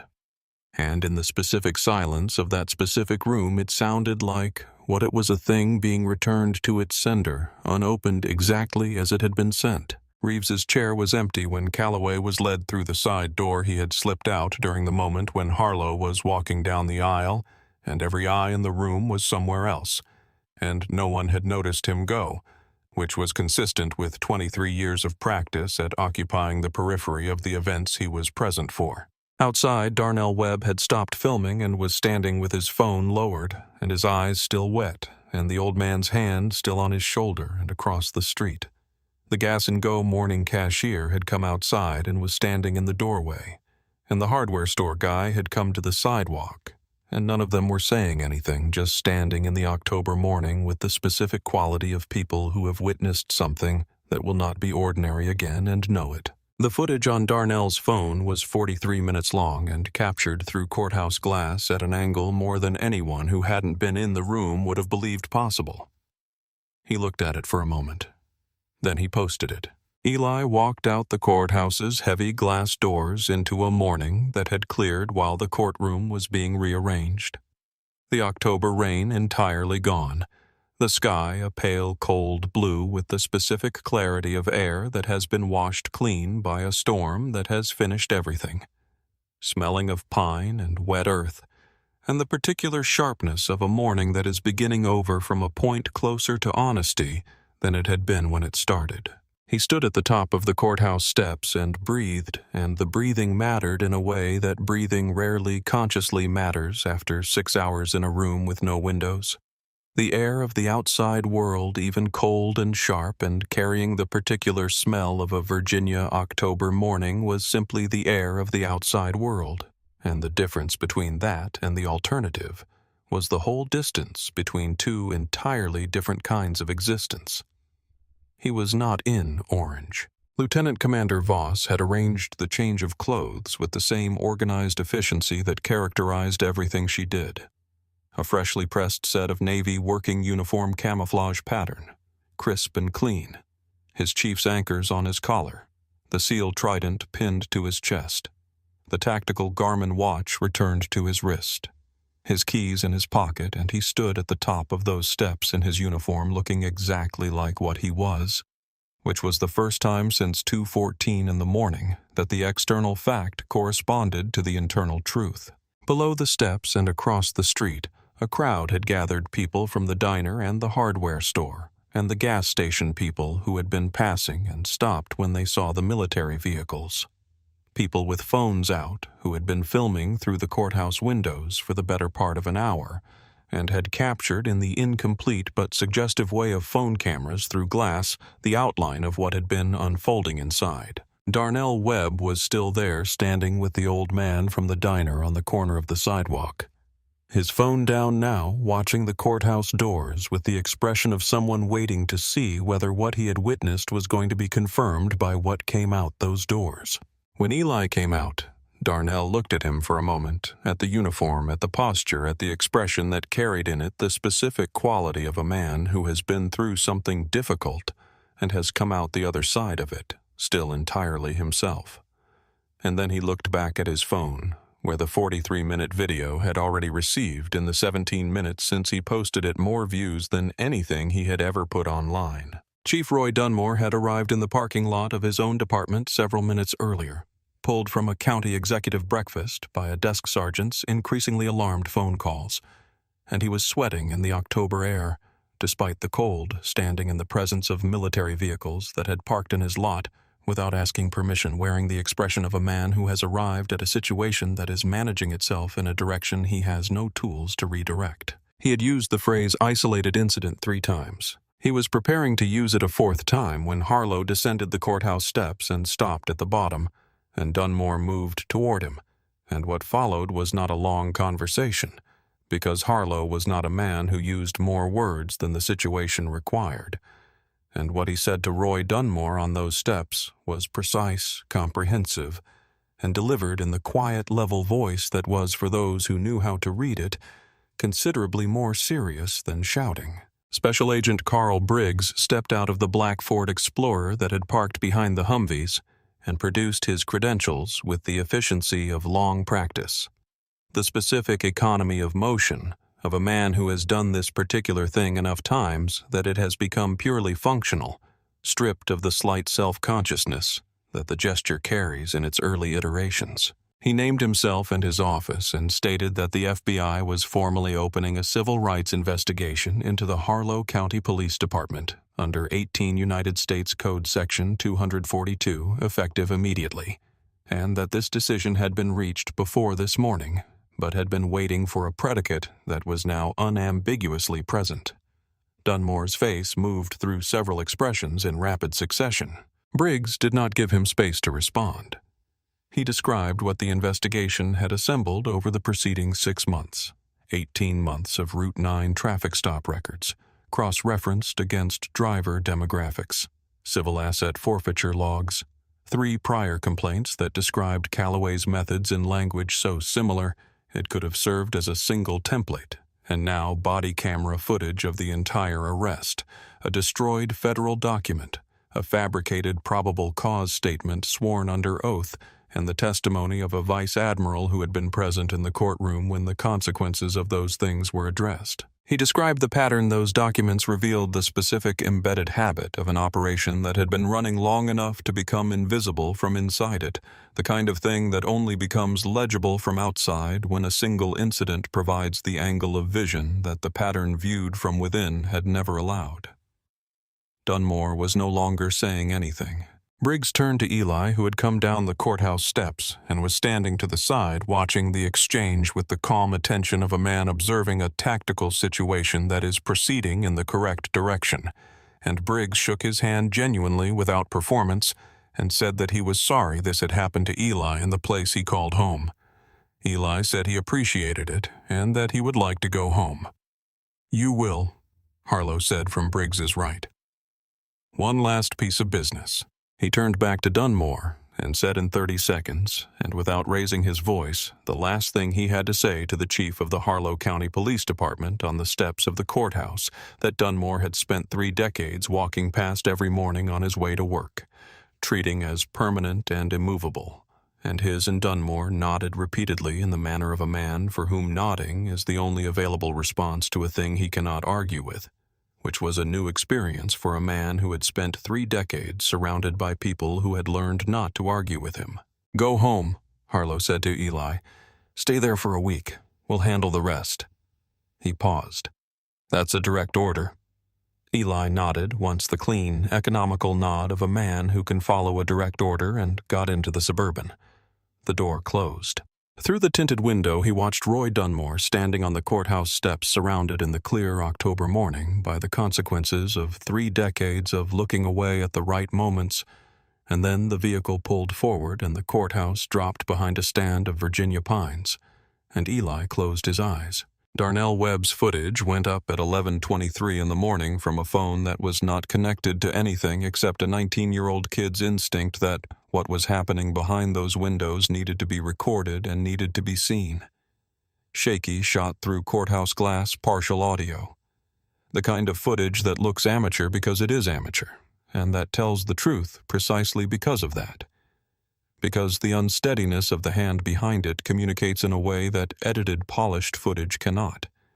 That what is on the screen was not staged, was not prepared, was simply what happened. Within 4 hours, it had been viewed 340,000 times. Not because anyone with an audience had promoted it, not because a news organization had picked it up yet, but because what was in it carried its own gravity. The image of a black man in chains being walked to a defense table in County Orange, and then the image of a vice admiral removing those chains on a courtroom floor, and the sound partially audible through the glass of the most dangerous thing he had done in 8 months. And gravity does its own distribution without assistance when the thing being distributed is sufficiently weighted. 2 distinct waves of response formed within the first hour. The first wave, veterans and active duty personnel sharing Eli's confirmed service record alongside Calloway's Marine Corps washout documentation, both had surfaced within the same hour. The first from an official military source, and the second from Mercer's deposition, which had already been filed and was technically public record and building in the comments a picture of two men, the contrast between them and what the contrast meant about the specific shape of what had happened on Route 9. This is what quiet strength looks like. The Admiral's face when he walked in, that is, a man who came to settle a debt. 8 months in a classified deployment. He wanted to light a wood stove. That's it. The second wave, forming in different corners of the same platforms, was built on different materials. The suggestion that Eli had provoked the stop, that any officer would have reacted the same way, that the military record was being used to generate sympathy that wouldn't exist if he were an ordinary civilian, that the Admiral's presence was theater arranged in advance, the specific familiar architecture of a defense that does not dispute the facts, because the facts cannot be disputed, but contests instead the frame, the interpretation, the legitimacy of the response. Darnell read the second wave from the sidewalk outside the Gas and Go, scrolling through the comments with an expression that moved through several stages. Recognition, tiredness. Something that was not quite anger, but was adjacent to it. And then he typed one response to a comment that read, "Military or not." He should have known better than to drive that road at 2 a.m., and the response was, "I was there. I filmed it. I'm 19, and I live in Harlow County." What he complied with was everything. Every single thing. "Y'all just mad the chains came off." By midnight, that comment had 280,000 likes. It became the sentence that news outlets quoted, the sentence that ended up in the congressional hearing testimony. 6 months later, the sentence that a high school teacher in Detroit printed out and put on her classroom wall. Not because it was sophisticated or analytical or constructed with particular rhetorical care, but because it was accurate, and because it was said by someone who had been there, who had no agenda except honesty, and whose youth and ordinariness made the accuracy land in a way that a prepared statement from a media-trained official never could. Darnell went to his community college class at 10, came home at 1, and spent the afternoon answering messages from people he had never met in cities he had never been to, who wanted to tell him that what he had said was what they had been trying to say for a long time and hadn't had the words for. He didn't know what to do with that, so he read every message and he didn't respond to most of them, and he went to bed at 11, and before he slept, he lay in the dark and thought about the look on Eli's face when the chains hit the floor. It was not triumph. It was not relief. It was the face of a man absorbing the end of something that should never have started. Dale Reeves walked into the FBI's Richmond field office on a Wednesday morning, 5 days after the arraignment, without being summoned, carrying the blank supplemental report form that had been on his kitchen table for 5 days. Still blank. Still unsigned, the pen marks that were not pen marks, because he had picked the pen up and set it down so many times without writing anything that the form now carried the ghost of the gesture without the substance of it. He had not called ahead. He had not consulted an attorney. He had driven the 43 miles from Harlow County to Richmond, in the specific deliberate silence of a man who has already made the decision and is now simply in the process of honoring it, which is a different kind of silence from the silence of a man still calculating. Carl Briggs was across the table, Angela Voss to his right as Department of Defense liaison, her briefcase open, her hands folded on the table with the particular stillness of a person who is paying complete attention and doesn't need to demonstrate it through movement. And the file folder placed between Briggs and Reeves had the specific weight of something assembled over time rather than gathered in haste. Briggs laid out what they had: the body camera footage from the entire arrest, which had been running throughout because Calloway had been too certain of the outcome to remember to turn it off. The dash cam showing Route 9 at 2:14 in the morning with Eli's truck moving in a straight line at 44 miles per hour with no observable traffic violation of any kind. The Franklin County Dispatch log. 18 months of Route 9 stop records producing, when laid end to end, a pattern as legible as a blueprint. The forfeiture logs. And now the most recent addition. Chief Dunmore's 3 a.m. login to the body camera cloud archive. the deletion attempt reaching 97% before the federal preservation order that had already mirrored the entire archive to a Department of Justice server replaced the progress bar on his screen. The deletion attempt was not an escape route. It was a confession with a timestamp. Reeves looked at his hands while Briggs talked, and his hands were the hands of a man who had spent 23 years doing a job that he had mostly in the private accounting of his own conscience, told himself he was doing honestly, and who had arrived in the last 5 days at the specific, expensive understanding that there are ways of being dishonest that are available to a person without their ever making a decision that feels in the moment like a dishonest one. Ways of being dishonest that are constituted entirely of decisions that feel individually like nothing at all, like the absence of a decision rather than the presence of one. The offer Briggs put on the table was plain and clear. Reeves's badge was already gone. That decision had been made at a level above the pay grade of anyone in this room the moment a vice admiral walked into a Harlow County courtroom and named the problem without equivocation. But what remained in Reeves's hands was which side of the federal litigation he ended up on, and the difference between those two sides was not small. Reeves did not ask for time to think. He had been thinking since the kitchen table at 5:50 in the morning 5 days ago, and the thinking had reached its conclusion somewhere in the second day of not sleeping properly and eating without appetite, and driving past the courthouse without looking at it. And by the time he walked through the federal building's front door, the conclusion had been settled for long enough that arriving at the table felt less like a decision than an arrival at a place he had been walking toward since the moment he looked at the Garmin watch on Eli's center console and chose the gravel instead. He talked for 4 hours. What came out in those 4 hours was more than Briggs had anticipated. Not because Reeves was a strategic cooperator managing the terms of his exchange, but because 23 years of accumulated silence turned out to have genuine volume when it finally stopped being held in place the way water held behind a small dam has been building pressure the entire time and releases with the full force of everything that was ever behind it. He described the Route 9 operation. The informal, unwritten directive understood by every officer on that corridor, the forfeiture mechanism, and the paperwork shaped to make the pattern difficult to trace Dunmore's deliberate non-investigation of the complaints, the mechanism by which objections were converted into closed files with the efficient quietness of a process designed to absorb them. And then he told Briggs the thing that explained the specific shape of what Calloway had done, the Marine Corps washout at 19, the wound that had never healed the badge as the next available instrument, and the military vehicles on Route 9, providing every few months the specific occasion for a man who needed to confirm a power differential to find it in the only place it was still available to him. When Reeves finished, he surrendered his badge and he looked at it for a moment before his hand let it go. Not with grief, not with the performance of grief, but with the exhausted, clear-eyed recognition of a man acknowledging that something he has been carrying for a long time has finally been set down in the right place. Even if the setting down cost everything, it cost.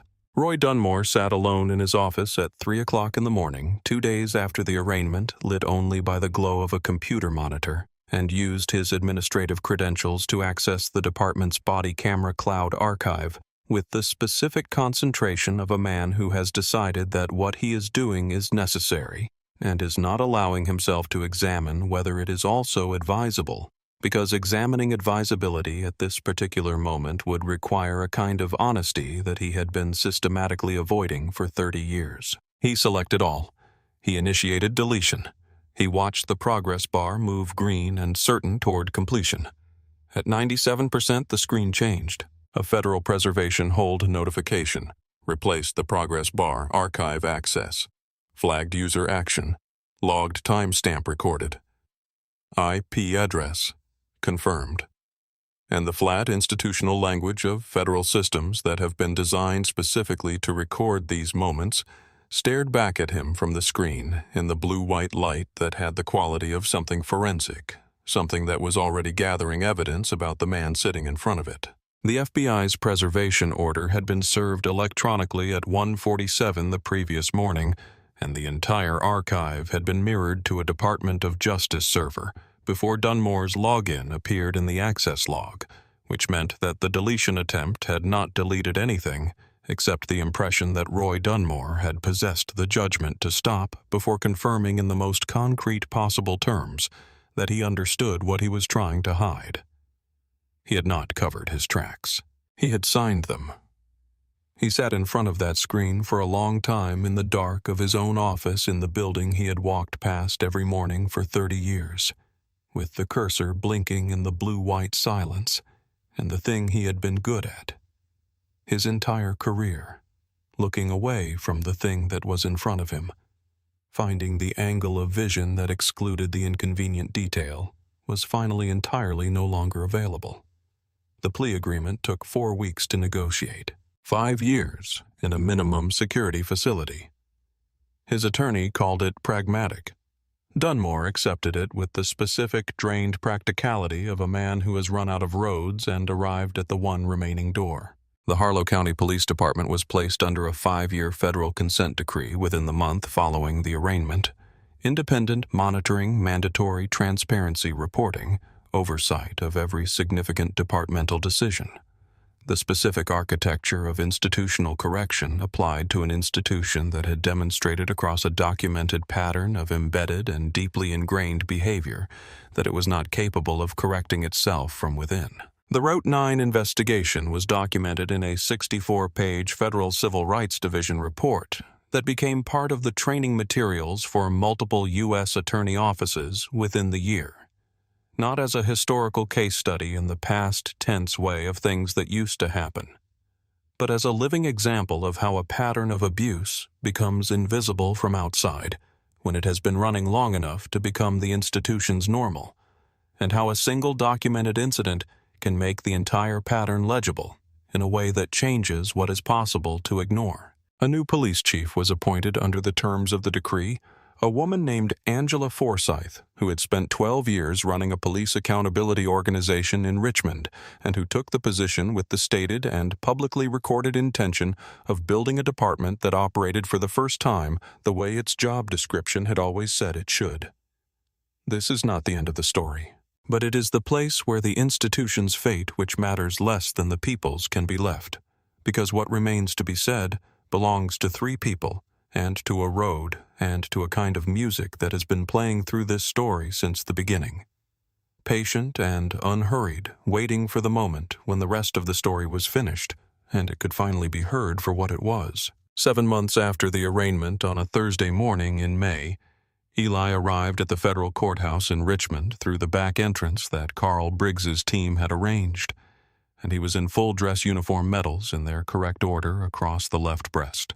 The seal trident above them, rank insignia, precise cover at the correct angle, and the choice of uniform was not for the cameras he was trying to avoid, but because this was the appropriate thing to wear to a proceeding of this gravity, and Eli Cole had never dressed inappropriately for anything. When he came through the side entrance and looked at the courtroom for the first time, he stopped at the threshold for exactly 1 beat, just long enough to take in fully what was in front of him before he moved, and what was in front of him in the first 3 rows directly behind the prosecution table was a wall of Navy service dress blue. Dozens of them faces he recognized from operations and debriefs and the shared experience of years of demanding work, sitting with the contained, purposeful stillness of people who had made a decision before arriving in this room about what they were going to be in it. And he had not asked any of them to come, had not known they were coming, and the fact of them arrived before he had a word for it, hit him in the chest, in the specific place where things hit you when they are genuine and unasked for, and more than you had allowed yourself to expect. Vice Admiral Harlow was in the center of the front row. Calloway was at the defense table, and the 7 months had worked a transformation on him that was visible from across the room. The weight lost in the way of a man not eating with appetite. The suit expensive and purchased at a size that no longer fit the frame. Remaining his left hand resting flat on the table and making at intervals a small abortive movement toward a belt loop that was not there. The ghost of a habit that had nowhere left to go, reaching for the confirmation of a power that had already been entirely and irrevocably removed. On the stand, Eli delivered testimony the way he delivered everything that mattered accurately sequentially without editorializing, because he had learned across years and missions and depositions and debriefs that the facts stated with precision in the right room are more effective than anything you might add to them. That embellishment is what people reach for when they are not certain the facts are sufficient, and he was entirely certain. He described the stop from the moment the lights appeared in his rearview mirror, and he went through every step he had taken and in what order. The signal, the speed check, the shoulder, the dome light, the window down in the rain. Both hands spread flat on the wheel, and the word that had been dropped into the wet October air, and the sound of the ID being bent and the cuffs going on 2 notches too tight, and cell 3 and its temperature and its 57 degrees and its 47 ceiling tiles and its 6 hours. He was not performing victimhood. He was delivering testimony, and testimony delivered accurately without performance, by a man sitting in full dress uniform with the weight of his service on his chest, with a record behind him that the prosecution had already entered into evidence in full, is one of the most difficult things in a courtroom to argue against, because it has no angle in it, no surface for cross-examination to find purchase on, no gap between the person on the stand and the story they are telling. The body camera footage played in full, unedited, beginning to end. The courtroom watched it in the specific silence of a room that has understood it is watching something that will matter and that cannot be undone. And they heard the word, and heard the laugh at the military ID, and heard the snap of the card, and heard Eli's voice saying, "If you search that vehicle without a warrant or probable cause, you are violating my Fourth Amendment rights," and watched Calloway put the handcuffs on 2 notches too tight. Eli waited in the conference room adjacent to the courtroom with Angela Voss and Carl Briggs, while the jury deliberated, and he read 40 pages of a biography of John Coltrane with genuine attention rather than the performance of calm, because the verdict was going to be what it was going to be, and his agitation between now and then would not change it by a single degree, which was a thing he had learned across years of waiting for outcomes in situations where waiting was the only available action. 2 hours and 50 minutes. The courtroom had refilled to the capacity it had held for the preceding 3 days, the first 3 rows behind the prosecution table occupied in the same formation. The wall of service dress blue sitting in the specific stillness of people who had already decided that whatever the next few minutes produced, they would receive it without flinching, without performance, in exactly the way that the situation required. Harlow was in the center of the front row. The foreman was a man in his early 60s who carried in his bearing the gravity of someone who has spent decades being responsible for decisions affecting people more vulnerable than himself, and he stood with the verdict form and read each count in the same measured, certain voice, and the word guilty arrived 4 times. Deprivation of civil rights under color of law, falsifying a sworn police report, destruction of federal property perjury, each one landing with the weight of a door being closed on something that had been open far too long. The rows of service dress blue did not applaud. They did not cheer. The stillness simply changed by a degree, became the stillness not of waiting, but of a thing having arrived at its correct conclusion of a room that has been organized around an absence, and has finally received what belongs in the space that absence created. Calloway at the defense table had gone entirely still, the stillness of a man who has been dreading a specific moment for 7 months, and has finally reached it, and found it to be exactly what he feared, and that there is nothing left now except to sit inside it. His left thumb was flat on the table, unmoving, the habit finally and permanently extinguished. Judge Marsh sentenced him to 14 years in federal prison law enforcement certification, permanently revoked, and she said what she said without performing eloquence, because clarity was more useful. The badge was a public trust. He used it as a personal instrument. A man who had earned his rank in conditions most Americans will never encounter had been handcuffed on a county road and addressed with a word that had been used to strip dignity from black men in this country for 3 centuries, and the evidence was without ambiguity about the reason. The marshals came for him, the hand placed at the same angle, same position, same pressure on the upper arm, and the handcuffs went on click-click, the ratchet engaging in the quiet room. The same sound as Route 9 returned to its sender, and Calloway was led through the side door and did not look back. The courtroom was emptying in the quiet way of rooms after significant things have concluded, the lawyers gathering papers, the gallery filing out with the particular subdued energy of people who have witnessed something they are going to carry for a while. And Eli was still at the prosecution table when he heard the footsteps. He recognized, measured, deliberate, the specific rhythm of a man whose pace has been the same for decades because it was settled long ago. At what speed a person of his particular commitments should move through rooms that matter. Harlow came around the wooden divider and walked to where Eli was standing, and the handful of people remaining in the room seemed to understand without being told that what was about to happen was not for them, gave it the space it required, found reasons to be occupied elsewhere in the room, or simply stood quietly in the way of people who understand they are present at something genuine and are honoring it by not performing their presence. Harlow stopped in front of Eli. He was quiet for a moment, not gathering words, not composing a statement, but standing fully in the weight of what he was about to do, which he had decided to do at 6:30 in the morning, 7 months ago, when he put down the duty officer's call and understood immediately what had been done and what it required of him, and which he had carried in that decided form across all 7 months without revising it. He raised his right hand in a crisp, formal military salute. A Vice Admiral of the United States Navy saluting an enlisted man, first a deliberate, intentional inversion of protocol. Not a mistake, not a gesture of theater, but a statement made in a room with no cameras and no audience except a handful of lawyers and a court reporter. And in the very back row, an old pastor from Richmond who had driven 3 hours because Arthur Cole had been his friend, and because he had promised Arthur before Arthur died that he would bear witness to his son's life wherever that life asked to be witnessed.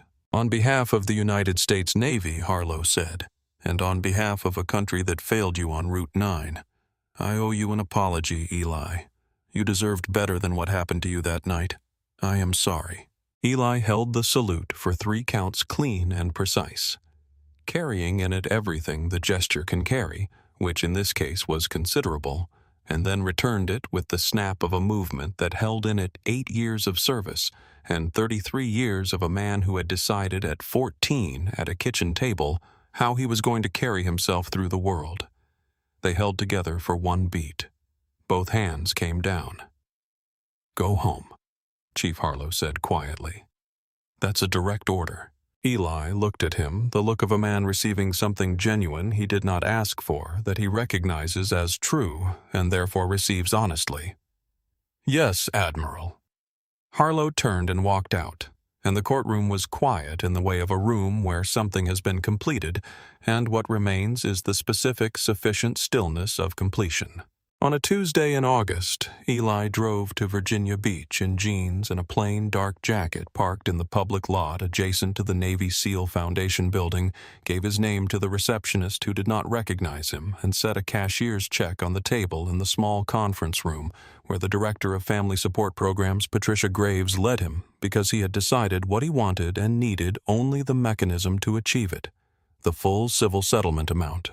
$4.2 million to go to the families of operators killed in action with priority to education funds for their children because his father had believed that education is the investment that compounds when everything else stops compounding, and because Eli had seen enough of what operational losses do to families to know that the children were who needed it most and who the available money most often did not reach. Graves looked at the check for a long moment. She looked at Eli. She said, Your father sounds like he was a wise man, Eli said. He grew a garden that barely produced anything, but he kept at it every year. He said you don't tend a garden because of what it gives you. You tend it because of what tending it makes you. She shook his hand plainly without ceremony and said, Thank you. And that was exactly right. And Eli walked back out into the August afternoon and was on the highway toward home before 4 o'clock, his father's playlist on low through the speakers, The windows cracked because the air outside was the air of a Virginia summer, and there was nothing wrong with it. On a Thursday evening in November, 6 weeks after the trial, Eli drove Route 9 with the sky the low amber of a Virginia late afternoon, catching everything sideways. The pine trees holding the last of the light with the specific quiet patience of things that have been standing in one place for long enough to stop being surprised by what passes through, and he passed mile marker 5, the gravel shoulder there at the road's edge, the same pale strip that had been under his tires at 2:14 in the morning, 14 months ago. Wet then and gray now, and he did not slow down, did not tighten on the wheel. Drove through it the way you drive through a place that used to be something and is now just a place. And it was behind him in 3 seconds. He thought about Harlow's salute, the hand going up in a near-empty courtroom with no cameras paid, not for any audience, but because Eli was the person the gesture was owed to. And because Harlow was a man who paid his debts in the currency they actually cost him. And he thought about Darnell Webb's comment. 280,000 likes from a 19-year-old kid waiting for his uncle outside a gas and go.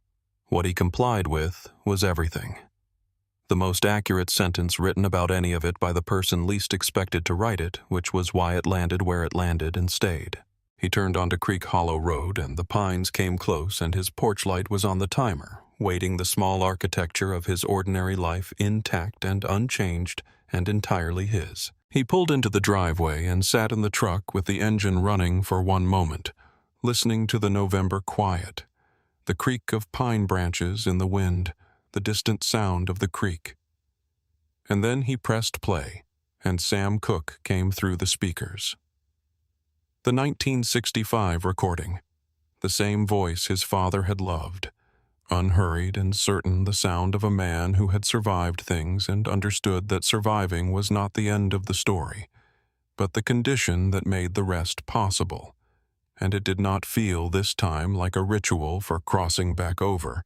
It felt like music playing in a truck in a driveway at the end of a November Thursday, which was what it was, and it was the most ordinary and sufficient thing in the world. He turned off the engine, sat for one more moment in the quiet that was simply quiet, not the quiet of managing himself through something difficult, not the quiet of waiting for what comes next. Just the evening air of a Virginia November coming in through the cracked window, smelling of pine and cold earth and the season changing. And then he got out, closed the door, and went inside. The porch light stayed on, and somewhere across town a 19-year-old kid put his phone down, looked out his window at the dark courthouse across the street, and for the first time in his life believed quietly and without conditions that the building meant exactly what it said it meant. If this story moved you the way it moved us, share it with someone who needs to hear it. Leave us a comment. Hit the like button and subscribe to our channel, because stories like this one deserve to be heard by everyone who is still waiting for justice to arrive in a room that was not expecting it.